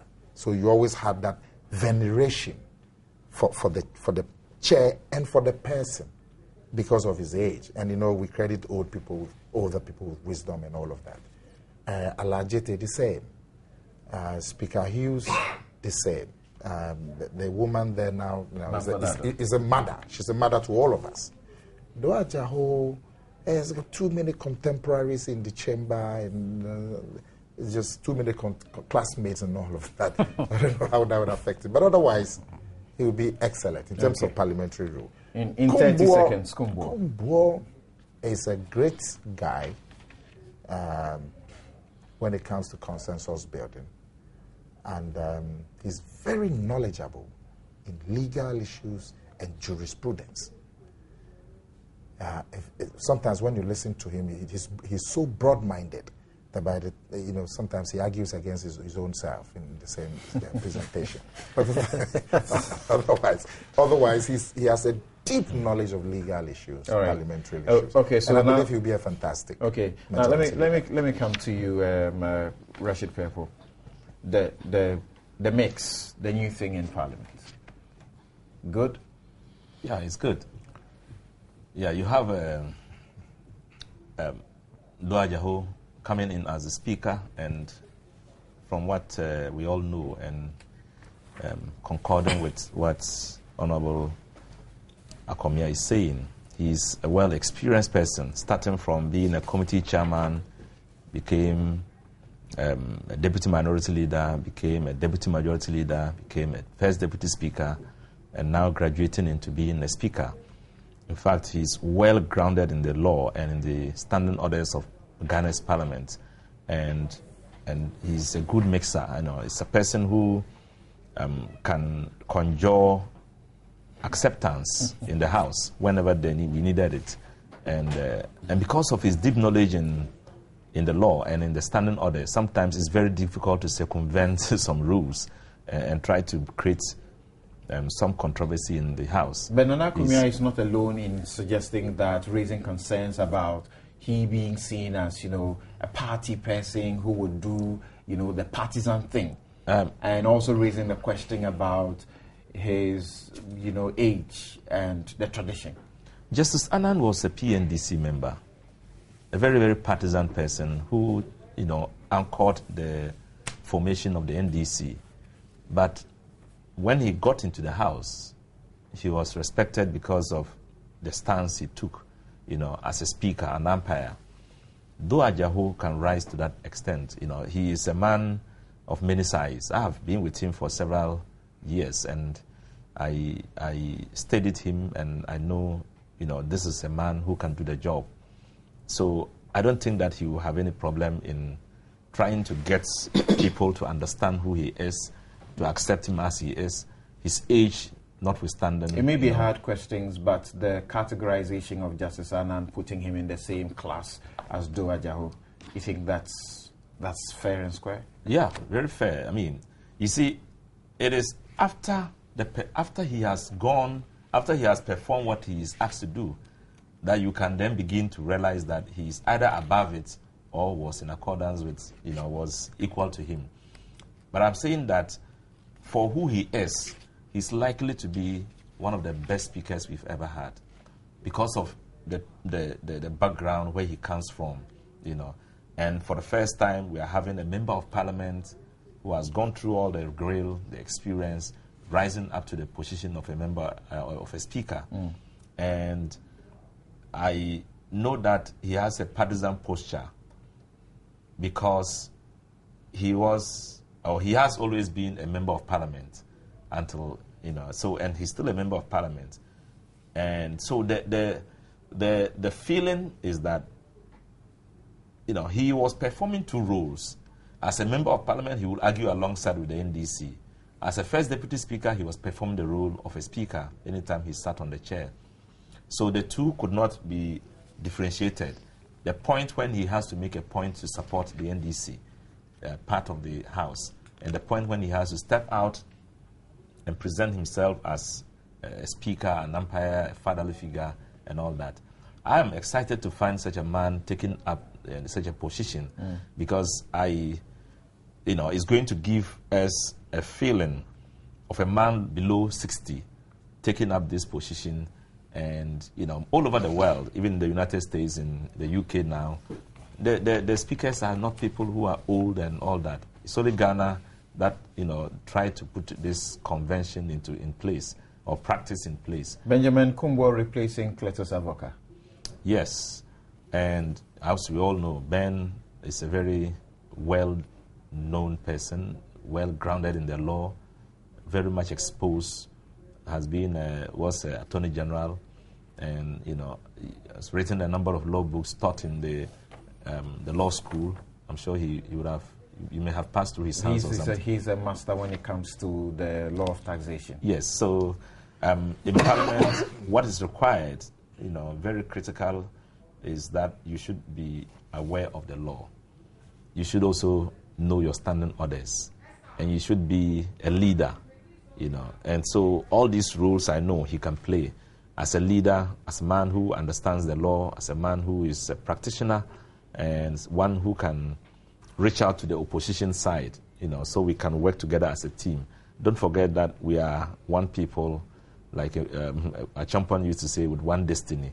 So it is important that we reach out to each other, we reach compromises, and he's a person who is good in negotiation and understanding. So I know that he will perform very, very well as a leader of the House.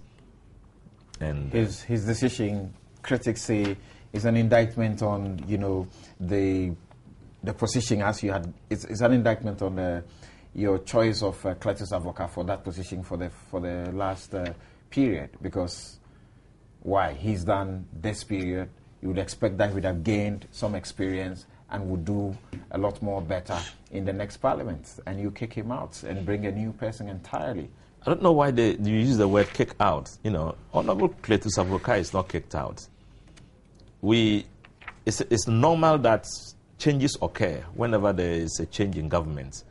And those changes, I'm not going to stay there as a deputy minority leader, a majority leader. You don't change the best hands. Well, you change hands in accordance with the times, the policy, whether you are good or not. I was changed as a sports minister, not because I was not doing well. I mean, to testify that to your station, your news, sports reporters were complaining, and one was putting his neck and saying that President Mills didn't do well and all that. I mean, it shows that I was doing well. But the policy at the time required that I should be changed. And that's the same thing John Mahama is doing. So what's the strategic purpose? The strategy might be that Honorable Cletus is needed elsewhere, where he would work as in the executive. Where would this likely be? I can't disclose anything now here. I don't even know that. So I myself will not be there. You keep saying I'm retained. I'm not going to be retained at all. So these things are normal with the changing times and with the policy outlook, with the personality involved and all that. And I know that in the end we will have a whole set out which would be seen to be one of the best for this country, where you will have leaders put in place to perform certain specific functions, to pursue Better Ghana Agenda Chapter 2, and I know in the end we would achieve so much. How do you find the choice of Dominic Nitiwo? Dominic is a young man. I remember when he first became a member of Parliament, I went to Bimbala and I was waiting to see this young man who became the youngest MP. I stayed very long to see him, he's a man who is very much aggressive Does he have in the his presentation. for that kind of position? Experience for the position. He's not. He is the first time he's holding a position like that.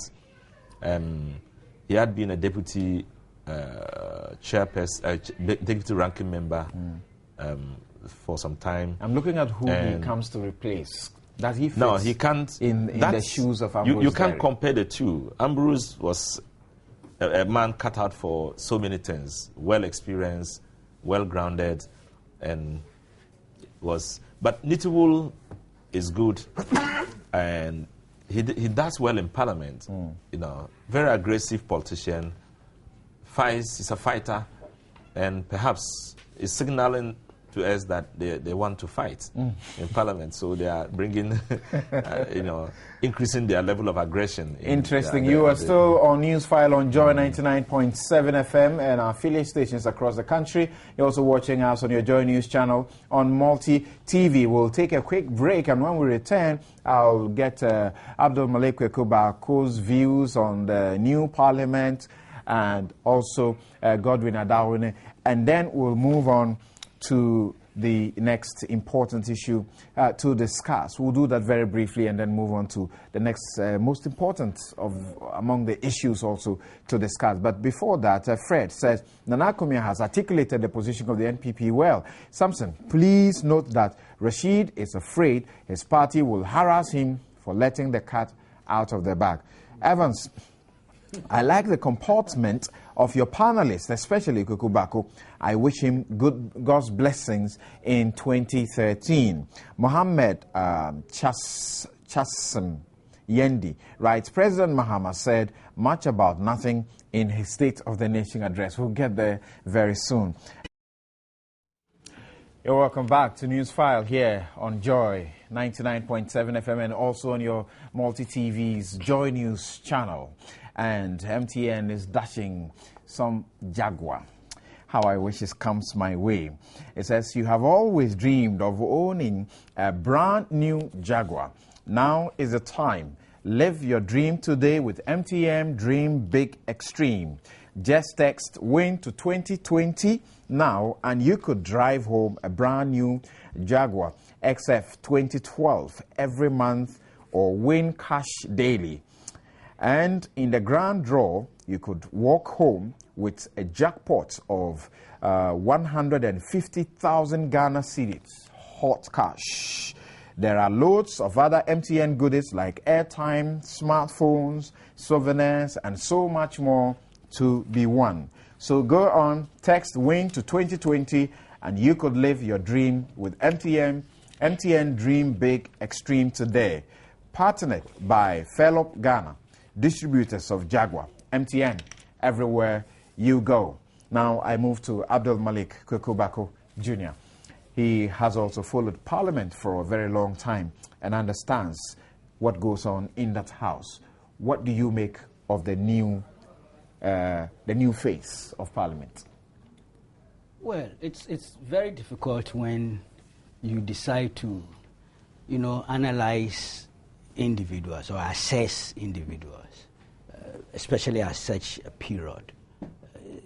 You're not careful, you can step on toes and things.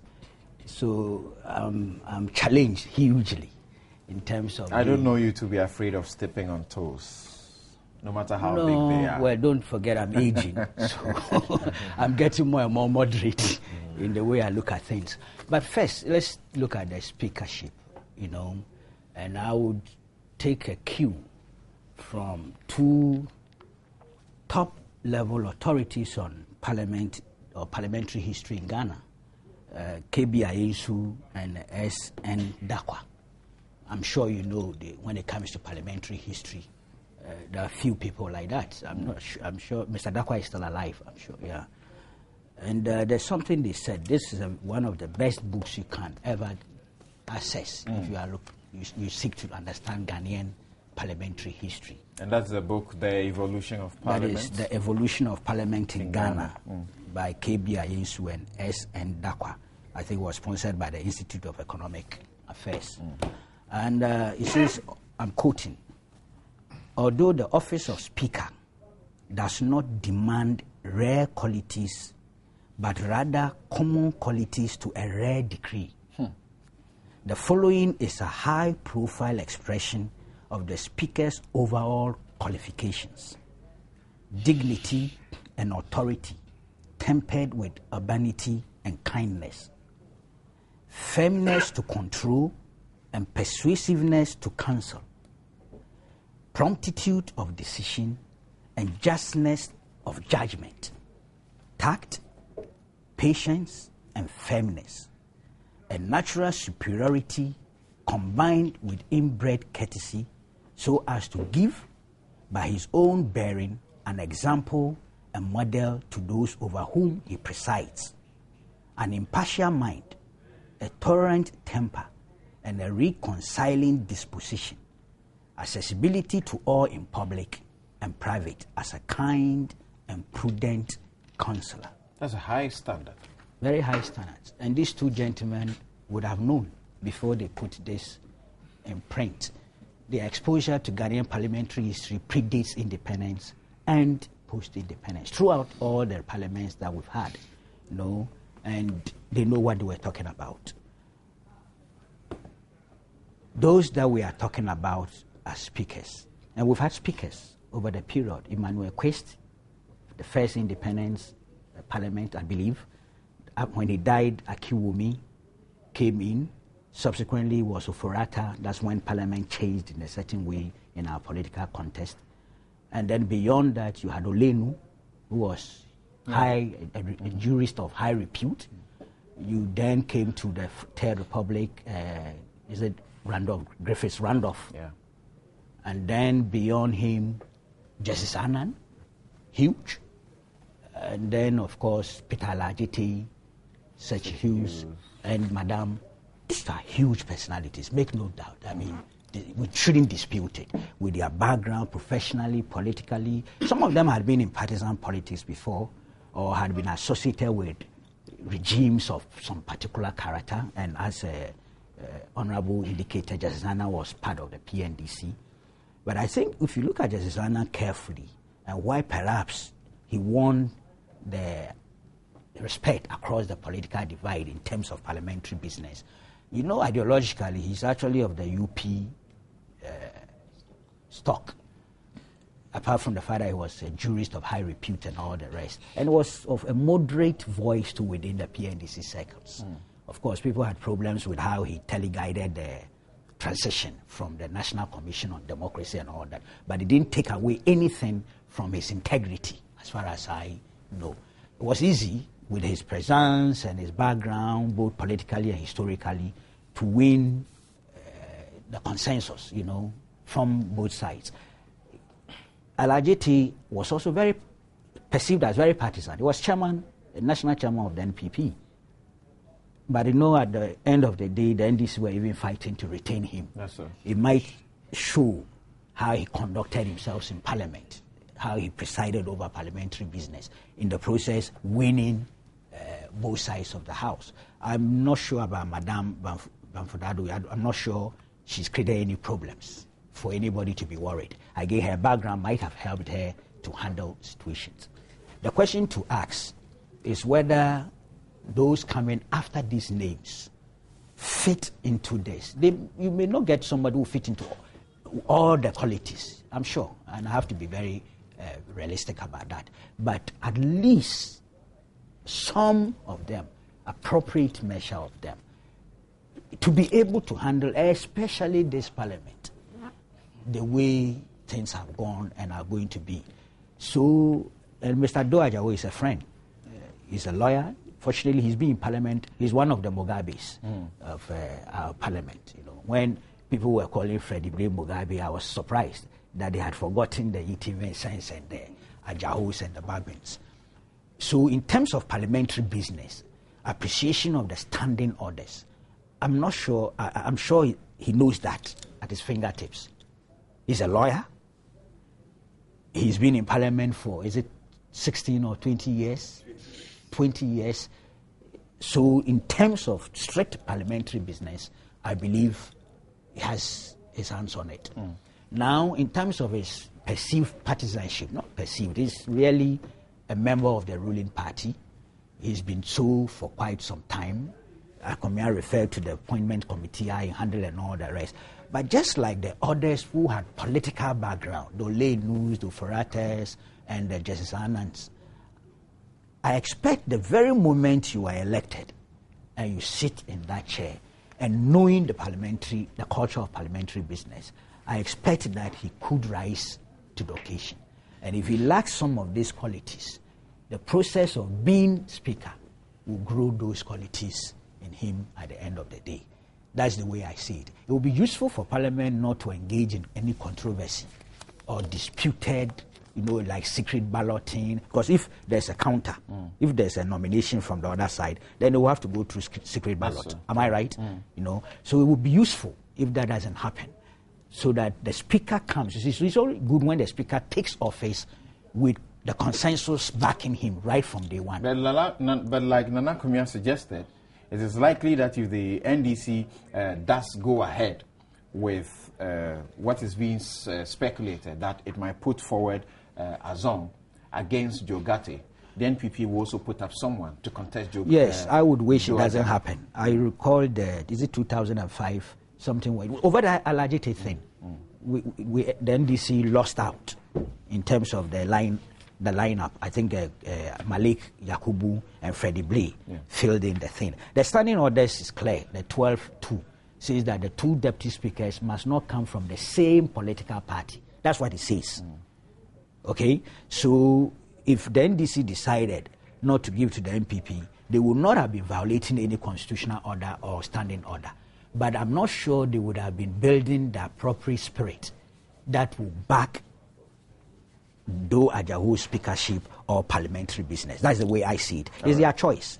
They have the right to exercise that discretion. I'll be hypocritical if I suggest that if they did that, they will be wrong or it will be unfair. I'll be hypocritical. I don't recall myself supporting what the MPP did to, disputing what the MPP did to Alajiti. I don't recall. I think I went along with it. So I want to remain consistent. But it is within the NDC leadership's own domain, particularly the parliamentary leadership or party, if they didn't go in that direction. I would think it will help them to build a critical mass for parliamentary consensus in terms of business. Okay. Godwin, you have also had to witness or be, see some of the work in Parliament. What do you make of what we have now? And I wish you could do that very quickly and then spend a very short time to deal with the new rates and attempts to join the EC to fight the NPP's petition, so we can concentrate on the very final issue. There was I didn't finish my submission because there was an issue about Mumuni having problems with Mahama, for which reason... You can give that reaction quickly. Yes. I think that that is not the case at all. Indeed, I was in the consultation process when they were trying to get first deputy speaker. Mumuni satisfied all the requirements of somebody who is knowledgeable in law, somebody who is very much, fatherly figure, somebody who has a lot of experience, and the name just pop up.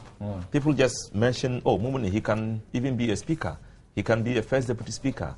And, people suggested the name offhand. There was nothing like, because president had some problems with him, he was contesting him and all that. Those are imaginations that don't fit in the reason why he was chosen at all. Thank you very much. Yeah, I mean, in all of these things, moderation, modesty, and consensus building, are the key things that the various individuals appointed to those or proposed for those positions must, always look up to. Of course, you may have been a party member and may have occupied a party office. At that material moment, you were discharging functions peculiar to the kind of office that you held at that particular time. If you are a speaker now, you're supposed to moderate the discussions, the decision-making process, and all of that in a manner that, as much as it is practicable to build consensus, Because don't forget that parliamentary work essentially has to do with taking decisions, for everybody. We are not taking the decisions for a particular, party, group of party members and all of that. So you may have some primary predispositions to a particular group, but listening to the wisdom from the other group will also be of importance in trying to build the culture of a strong parliamentary system. I would wish that these controversies that have arisen as a result of these elections do not affect the operations of Parliament in terms of the consensus building that we are expecting. I would hope that the NPP and the NDC would have to cooperate and compromise on some of the positions that may be taken on the particular aspects of these offices. When you assume the office, sometimes people learn. Or let's say in many of the times, people learn. The position itself compels you to learn certain things you may not previously know. So we expect that they will do well.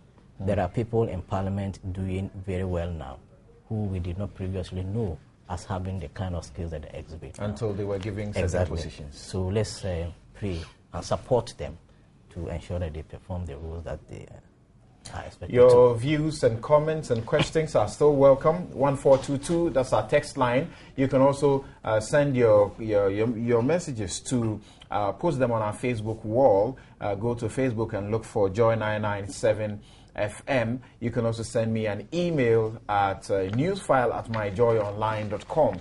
Now, I would use my discretion in this matter and think that we should go and look at the President's State of the Nation address.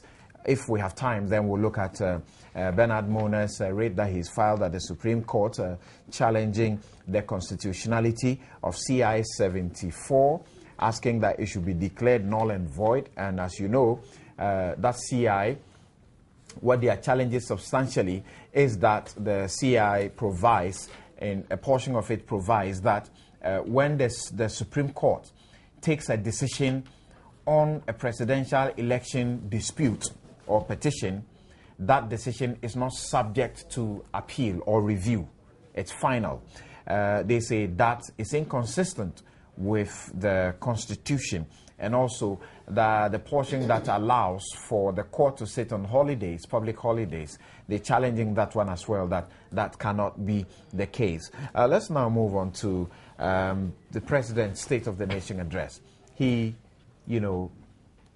as it were, did what some will say quite a good job, using the teleprompter for the first time, allowing him the flexibility and being very fast about it. And I'm sure that members of Parliament were even surprised before they could say Jack, he had ended his address. Some say it was too short, and that was not good enough. It was bad. He got very bad counsel to have done it. So he was addressing the representatives of the House, and so he should have brought the full details, comprehensive, of the State of the Nation to the House. Why has that become such a big deal? That's where we start from. I'll start with Abdul Malik Kwekubaku Jr. Well, I'll be honest with you. Yesterday, some domestic complications disabled me from watching the program live. I had to take my 2 kids to the hospital. Oh, I see. It's a private matter, but I have to be honest, so I did not. What I did was to subsequently in the evening get tidbits, soundbites from your station and 2 other stations. I just got a copy of the full text. I haven't read it fully. So that's the basis for proceeding to make an analysis. All right. But I'm not surprised. The reactions are predictable. I mean, that the State of Nation address is too brief. It doesn't contain everything.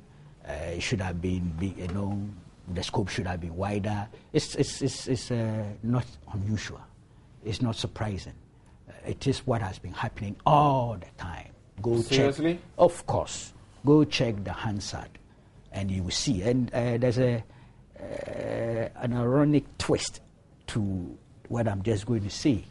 And I hope nobody sees it as an offensive thing, because everybody knows my admiration for the president and my relationship with him. I didn't support him, though.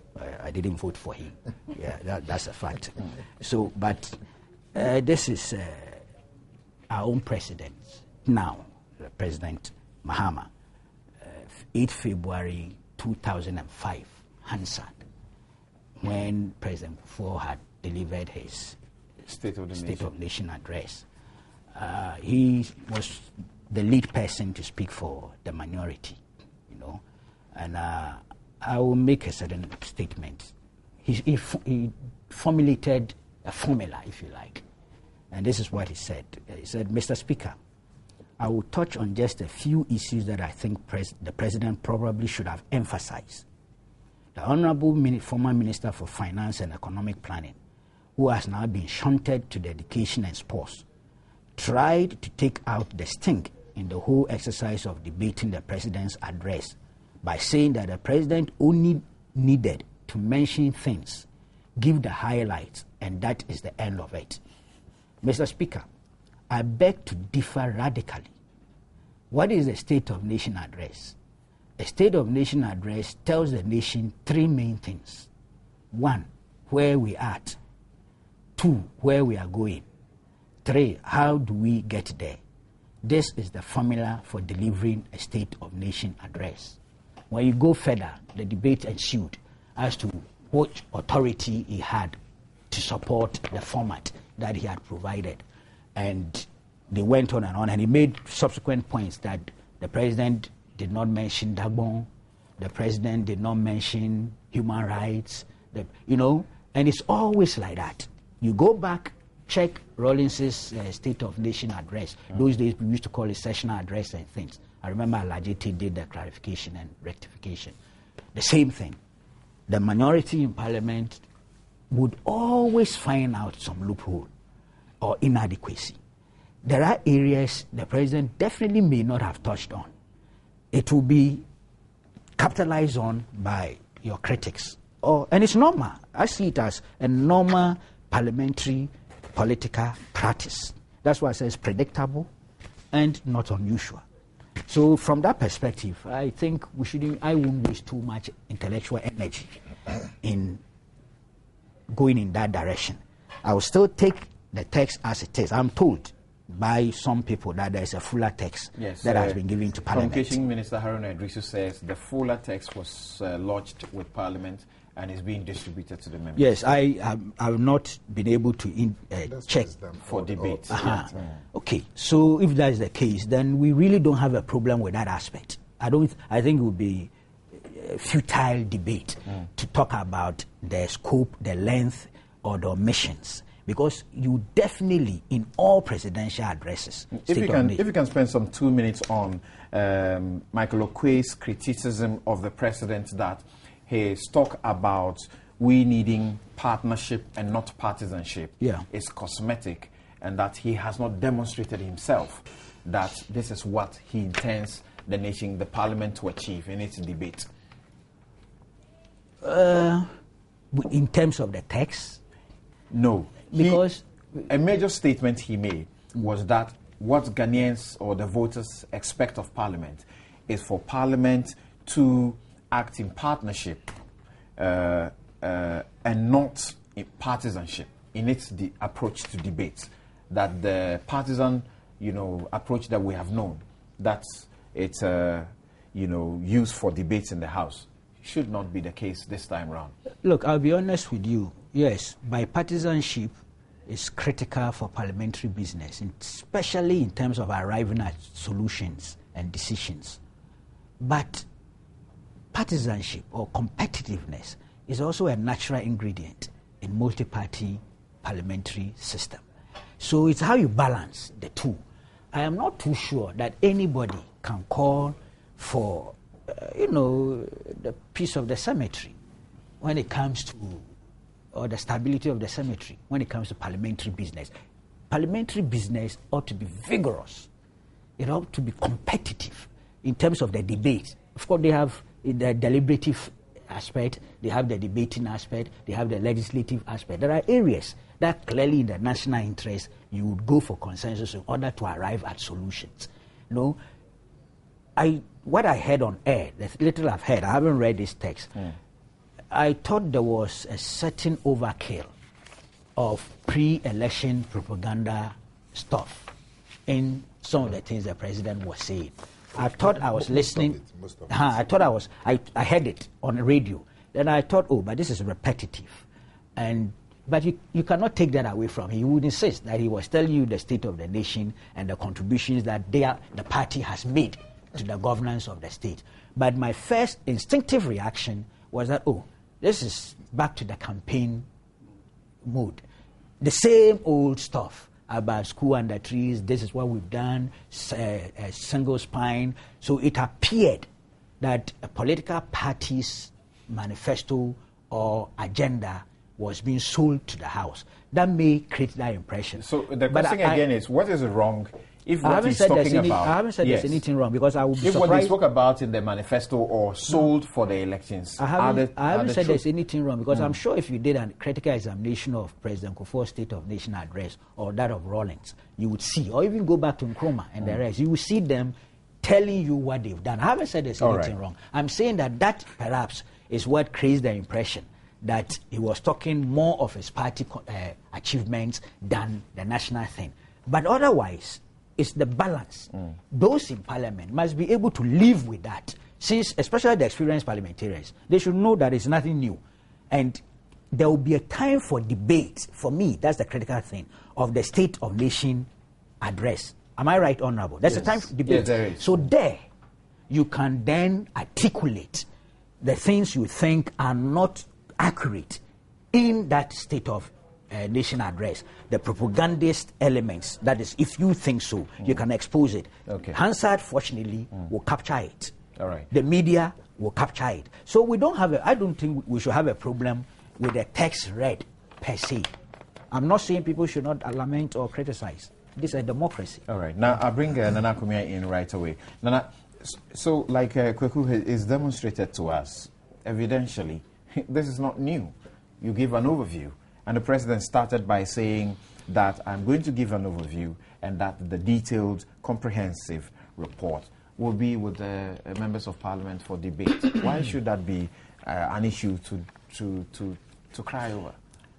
Well, except that the overview contains the most important points. That is it. It didn't? So you should regard what he said as the highlights of the presentation. The rest, he didn't find them important enough. He said it's in the fuller version. But what he said yesterday are the most important points in the general presentation. So we have to deal with it like that. Economy, health, education. Yes. Now, John Mahama, all of us know John Mahama as a very affable person. And the speech was affable. You didn't see him trying to take some of the pot shots at opponents and so on that we have seen in previous State of the Nation addresses. It's an affable speech. But beyond that, the contents of the speech are very disappointing. Kweku has read to us what John Mahama himself considers to be the criteria for a State of the Nation address. That it should be an address that will tell us where we have come from, where we are today, where we are going tomorrow, and how he proposes to take us there.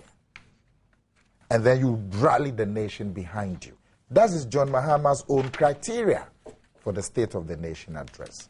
Now, if you judge him by this criteria, what he did yesterday is totally disappointing. I agree with the criteria John Mahama gave. He and I will be talking about these things for over those days. But really, this is how a State of the Nation should go. And I'm disappointed that he gets the chance and he doesn't live by the principles that he himself has. What were you stated expecting? on He record. give you highlights of the economy, education, health. Now, I'll just give me a State of the Nation address, like the title suggests. It's a national occasion. It's a national platform. So we want to talk about what the nation has achieved, what the nation will achieve, how we should all play our part in achieving the future for the nation. It's a national platform. It is not a platform that you are going to talk about your NDC achievements. And that is for 90% of the presentation. Like Wiku has said, was just a recitation of platform talk during the campaign. And it is even doubly distressing and disappointing because they did not live up to John Mahama's own criteria. I ask the question, if the platform talk represents the reality, what else can he talk about? Samson, this is a national occasion. So talk about what the nation has achieved. If the nation has made some progress in electricity, say so. Give it a national character. When you come and say that this is what we have done, A, B, C, D, and you recite all kinds of stuff, you take away from the national occasion. You turn it into a partisan occasion. So your call that we should pull together will ring very hollow. It will be disregarded. And the debate will be a partisan debate about what you said you have done and what others believe you have not done. And that is going to be the tenor of the debate. And it's an unfortunate fallout because it will be following up from the tenor of the speech itself. And I'm very disappointed at that. Now, here John Mahama comes, the president, and we've done NHIS. In fact, one newspaper says he came to blow his own horn. And I find that very appropriate description of what happened yesterday. One newspaper today, the man came to just blow his own horn. And then he comes to tell us about NHIS, what they've done. Even NHIS. Are you not expecting to hear about the state of NHIS? But even the NHIS, Samson. No, answer that question. He managed to tell us. Were you not expecting to hear about it? I expected to hear. So he spoke about it. He told you where we are. No, he told us what the NDC has done. Exactly. The NDC is in government. It's not the NDC alone that has done something about NHIS. That's what I'm saying. That talk about it in national terms. This is where we are with NHIS. This is where we've come from. This is where we are. This is where we'll be taking it. This is how we should do it. And then everybody feels included. Isn't that what the man himself has prescribed? That's what he himself has prescribed. We should do it. But when you come and say, this is what the NDC has done, A, B, C, D, even NHIS, he managed to say that it was done by the NDC. They did some pilot in 1999. Then somebody then will say that, but you boycotted the decision. When the parliament was passing the act to bring forth NHIS, your party, including yourself, you boycotted parliament. You see, so when you put it that way, you invite that kind of response. And so that the whole debate turns into partisan bickering instead of a national occasion to talk about the things that affect all of us nationally. Now, pardon me, let me read briefly a portion of what he said about the NHI. He says, in the area of healthcare, the National Health Insurance Scheme, whose implementation we inherited after we had piloted it in the first NDC administration, has been strengthened. Active membership of the scheme, utilization, claims payment, and other important indicators of public confidence have risen sharply over the last 4 years. Madam Speaker, from the early days of the administration, we have worked relentlessly to give individuals and families better access to more qualitative health care. Across the country, an unprecedented number of modern healthcare delivery facilities, including the upgrading of Tamale and all. So it appears you're talking about things that don't exist in the speech. Oh, Samson, then I don't know what you are reading. This is the speech. Give me 1 second to tell you what you are reading. You said in your very first sentence, this is what we have inherited. So what is he talking about? He's talking about himself and his party. This is what we. He's supposed to account for his stewardship. My brother, it's a state of the nation, not the state of the NDC. State of the nation in the last 4 years. So when you come to the state of the nation and you tell us, the whole country, that this is what we have inherited. Inherited from where? From the British colonialists? What should he have said? What should he have said? You can put it better. No, I don't know what you're thinking. Because when you say this is what we have inherited, then you are coming to tell us about yourself and your government. No. That's what I'm saying. You inherited it from where? You understand? So even your very first sentence gives a lie to the intention that is supposed to have been said. He says, this is what we have inherited. So he's starting from where he came into office. But he's a Ghanaian. And he's all of us are Ghanaians. So if you want to describe all Ghanaians, of us are Ghanaians. We Ghanaians. He didn't say we Ghanaians, he said we. It's presupposed. He said this is what we have inherited. So the NPP and everybody else is cut out. No. Oh, which other area do you have issues I'm saying that with? when you come there and recite that we've done capitation grant, we've done NHIs, we have inherited, and you see, and a lot of all these things will then be disputed because it will be seen through partisan life. If you take NHIs, for example, which you have you read, he's saying that they have increased active membership. That is not true. Active membership has fallen. It used to be 9.9 in 2008. Today it is 8.2. Active membership. He said it hasn't. The usage, he said the usage has increased. It is not true. When it was 9.9, the ratio was 1:1.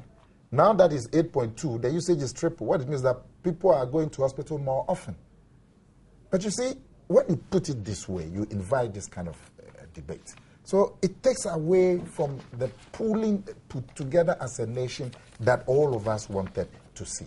And each of those partisan recitations that he made can be challenged. We don't have time. If we had time, I'll take 2 or 3 of them and show you that those are hollow achievements that are being portrayed as something that has never been done before. Okay, for you they are achievements, but just that they are hollow.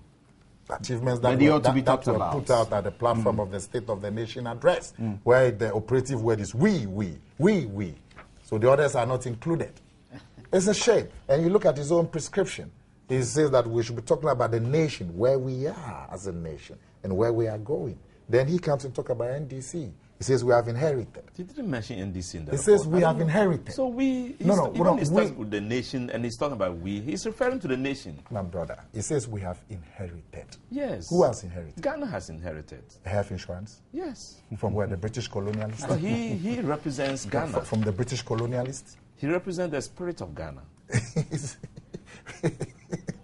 Okay, my leader, I'll just leave my leader alone. But let me just go on. So, let me just take 2 or 3 of the issues. The economy. He said that the economy... You wind up in 2 minutes. Problem. Let me just take the economy because that's it. He said that the economy they inherited was in distress. So obviously somebody didn't do well, and he is doing well. This is the letter that they wrote to the IMF. And in this letter, they talk about the economy of Ghana. And when you read what they wrote about the economy of Ghana in 2009, when they had just assumed power, and on the strength of the letter they wrote, the IMF gave them 1 billion. The picture they painted of the economy, and when you listen to the president talking about the economy yesterday, total disconnect. It's a shame. One minister was once confronted. He said, what we wrote to the IMF were lies. But we didn't want to embarrass the NPP government. Yet on the strength of that letter, they got 1 billion. He said, we have achieved one of the highest GDP growth rates. We, NDC.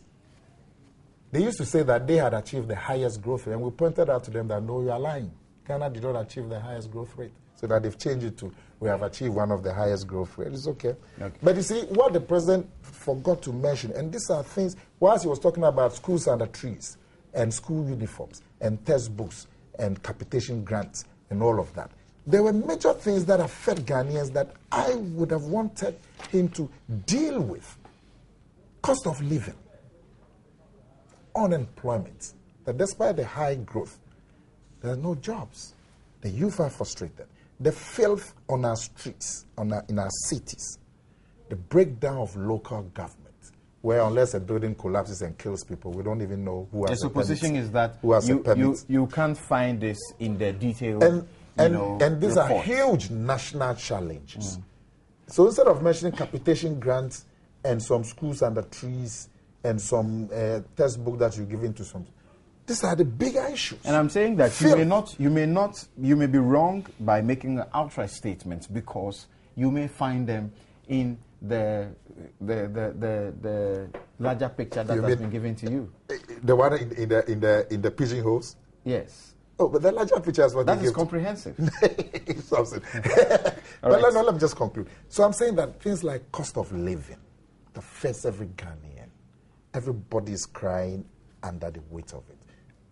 Give some talk about it, what you plan to do. Talk about unemployment. It's the biggest problem facing young people. The filth that we complain about. Go to the whole Achimota Agbofu area, people cannot live in their homes because of filth. Local governments. The situation where we wait for buildings to collapse before we go and check if somebody has permit or not. Street names, street address. We don't have an address system in a modern country, 21st century. There's no address system in this country. Public transport is a shambles. The public service, look at the value of our currency. Housing that affects, streetism has become normal in Ghana. You go and then thousands of people sleeping on the streets. No mention. Corruption. Big issues that is on the mind of every Ghanaian, no mention. Okay, now so when you come and tell us about schools Pelpo. under trees and school uniforms and the food you've given to some children, and those are partisan considerations, you take away from the national occasion, and when you say we should put together, it rings hollow. Okay. Hamza and Tamale writes, I think the current NPP leadership, including Nana Akoumia, is gradually killing the party. What are they going to court to do when they can't even do simple arithmetic? Sounding like Johnson Essiedu Nketia. Kofi Congo, East Legon, says, whether the NPP boycott or not, we will still install our president, John Dramani Mahama, JDM all the way to Jubilee House. Afre Dambai writes, so what will the NDC do if the court rules against them? Will they be ready to accept the ruling and hand over peacefully? Well, they will have no choice. Kwesi Ampofo Suyani writes, it is about time the NPP told their supporters they have lost the elections and stop deceiving them. Honorable Rashid Purple, State of the Nation address. They are so terrified to tell their supporters, or else they'll they'll hurt them. And anyway, the State of the Nation is good, is strong. I agree 100% with the president. And the State of the Nation is not all juicy. Yeah, and we live in it. We know some of the situations are not the best. He said it's strong and it's good. It's not perfect. I'm saying that the present formula used by the president is a very good formula.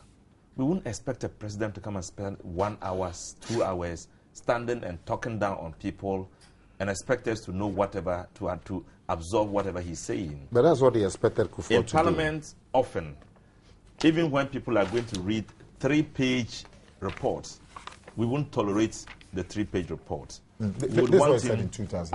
I'm coming there. We won't tolerate the 3-page report. We often will say, read the introduction, go on to highlights, and then read the conclusion.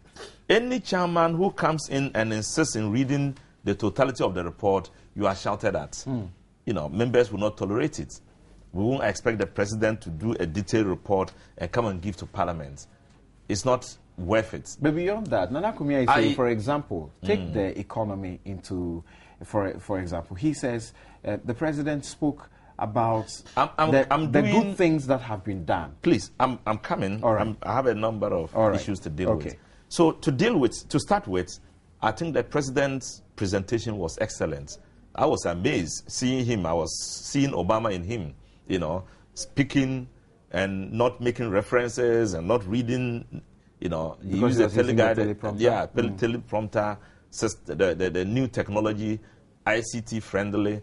And I was so impressed. And everybody was, including the opposition, the minority members, they were all, you know, tapping each other and saying the president is reading. I mean, he's speaking ex-tempo, you know. I mean, so no, please. It was, if you use a teleprompter, all it means is that no. I'm not saying that I don't understand. Yeah. No, I'm not saying that I don't understand. No, that's understood. This is my leader. I'm saying they were saying. Go on. People were saying he was speaking ex-tempo. I'm not saying that I don't understand the technology which, you know, most world leaders have been using now. We saw the two transparent glasses in front of him, and then, But he wasn't speaking extempo. No, he wasn't. Of course, he wasn't. I'm saying people were tapping at each other because they didn't see him reading, and they were not familiar with the technology. They thought he was speaking extempo. Which people? Including the minority members. Anyway, so to start with, I think it was a good speech, and it's best to present an abridged formula. For a abridged version, so we can have the comprehensive one, just as the budget is done. We don't expect a Minister of Finance to come and read a whole 300 or 270 pages of the budget in front of us. We want him to highlight the main areas, and then we can then do the detailed reading and then do the debate. So what he did was good. Now, the John Mahama formula, which Kweku did us all good by making reference to, which my good friend Nana loved to refer to. The format says that you should first of all say what is lacking, what the problem is, say what you have done, what you will do to, and then the last thing, what is the way forward. Now, and I think the speech fits very much with it. Exactly. Where are we at? Where are we at? Where are we going, and how do we get there? Yeah, where are we going, and then how do we get there? And I think it fits very well. He started by talking about where we are, the disaster that occurred, the calamities that occur in our lives, the problem with the economy, which is in distress, and the need for us to address the problem. And then he went ahead and talked about what we did. The economy was suffering, we fixed it. We are now growing at a certain rate, very admirable rate. And in the last year, the last 2 years, we had even been given an accolade of being the best growth, one of the best in the world. In fact, apart from Qatar, Ghana was the highest in the world. But you used to say we were the highest. And after that... What is the growth rate now? You mentioned 8.5. Yeah, the growth rate... 4 years ago, it was 8.4. Well, this is the first time we are experiencing consistent, sustainable growth rate in our economy. It is not true. It is also the first time we are experiencing consistent, sustainable depression of inflation, for the first time. Later, it is factually not true. I'm saying... Now, kindly make a note and let so him in recent times... I would like him to correct it. Okay. It doesn't go into the records. No, but in recent times, there have been some fluctuations, ups and downs. But I'm talking about sustainable growth, sustainable reduction in inflation or single-digit inflation, and creating confidence in the economy, And we have achieved that from a distressed economy, a situation where our deficit was ranking up to 14%, inflation was haywire, running out of control. People were unaware of what was going to happen the next moment. And so the CD itself was depreciating by the minute. Using the president's own formula when he was member of parliament. Yes. Nana is asking the question, where are we? He may have stated that. Yes. Where are we going, and how do we get there? Yes. When you read the entire speech... No. When you read the entire speech, yes, you get the impression, for example, when he speaks about health, he doesn't pause to tell you, okay, this is where we are, this is where we are going, and this is how we intend to get there. What you may find, I don't know if that's what he's thinking or the authors of the speech intended, that when he ended his last but one paragraph, he says, with 4 years of growth, we have won back the basic strength of our economy. Fellow Ghanaians, despite the challenges we face, the state of our nation is strong. But now we must rise to the decision moment to make this nation and our continent better than any we have ever known. Perhaps this is his prescription to where we are going and how we should go. That is not it. This is where we are going. If we look at this paragraph, 1, 2, 3, 4, 5, 6 paragraph of the last but one pages, he said, Madam Speaker, even as we pat ourselves on the back, let us not forget that hard work lies ahead of us, keeping the nation safe, anchoring our constitutional and democratic legacy on stronger moral and cultural values, growing stronger institutions, delivering of infrastructure and development, social services, infrastructure and amenities to all parts of this nation, as well as affirming our status as a Pan-African giant remain far from finish. Isn't that too general? You see, the problem I have is this. I'm sorry, this is a rude one. Within the context of that format or formula, first of all, if you go back and read the Kufuor's State of Nation address, which was subjected to this formula, he had said so many things, yet there was still room for one to criticize, because clearly there will still be areas that had not been highlighted. When then Member of Parliament Mahama made that point, he proceeded further. He didn't stop at just the formula and raised issues. Because of time, I can't read all. I will not even read. I will just summarize. He raised issues about macroeconomic stability. And this is why I said, Mr. Speaker, macroeconomic stability, it is one issue that has been tweeted over and over again by this government and my honorable friend Osafo Mafu, having been the one behind the steering wheel at the Ministry of Finance and Economic Planning for a long time. It is always very quick to trumpet the macroeconomic stability argument. Mr. Speaker, macroeconomic stability is not an end in itself. The basic duties of government is to see to the steady improvement in the quality of lives of the people. And he moves on from there to currency stabilization, from there to education, from there to housing, which he said had been a mirage. Kwamna Bartels had promised some housing units that didn't appear after 5 years. Yet, if you read that State of Nation address, all these points were there, but his view was that it wasn't extensive enough. All right. Yeah, so it's the same problem we're having, and I'm saying that problem has been with all the time. It was worse. So I'm saying that this is a broad presentation of the detailed one. So there was no need for him to pick on any such areas and try to do an analysis. All right. So he said he defined the problem ahead of us: infrastructure, development of our, etc., etc. So much to be done. And so he has met the format. He knows what we are up to, what we are, where we are coming from, what we have done so far to address the problem, the way forward. He addressed it. So I think that, again, the president and Ghanaians have a social contract. The social contract is in what he presented to Ghanaians as his manifesto and promised to do for them. So when it comes to present a nation address, he will not conjure something the NPP has done and begin talking about that. He won't talk about any other Ghanaian, what any other Ghanaian has achieved. He will talk about the congenial atmosphere he created for all these things to happen. So what is that atmosphere? It is what he did, either directly to influence the lives of Ghanaians or indirectly that creates a certain condition for the Ghanaian to be happy.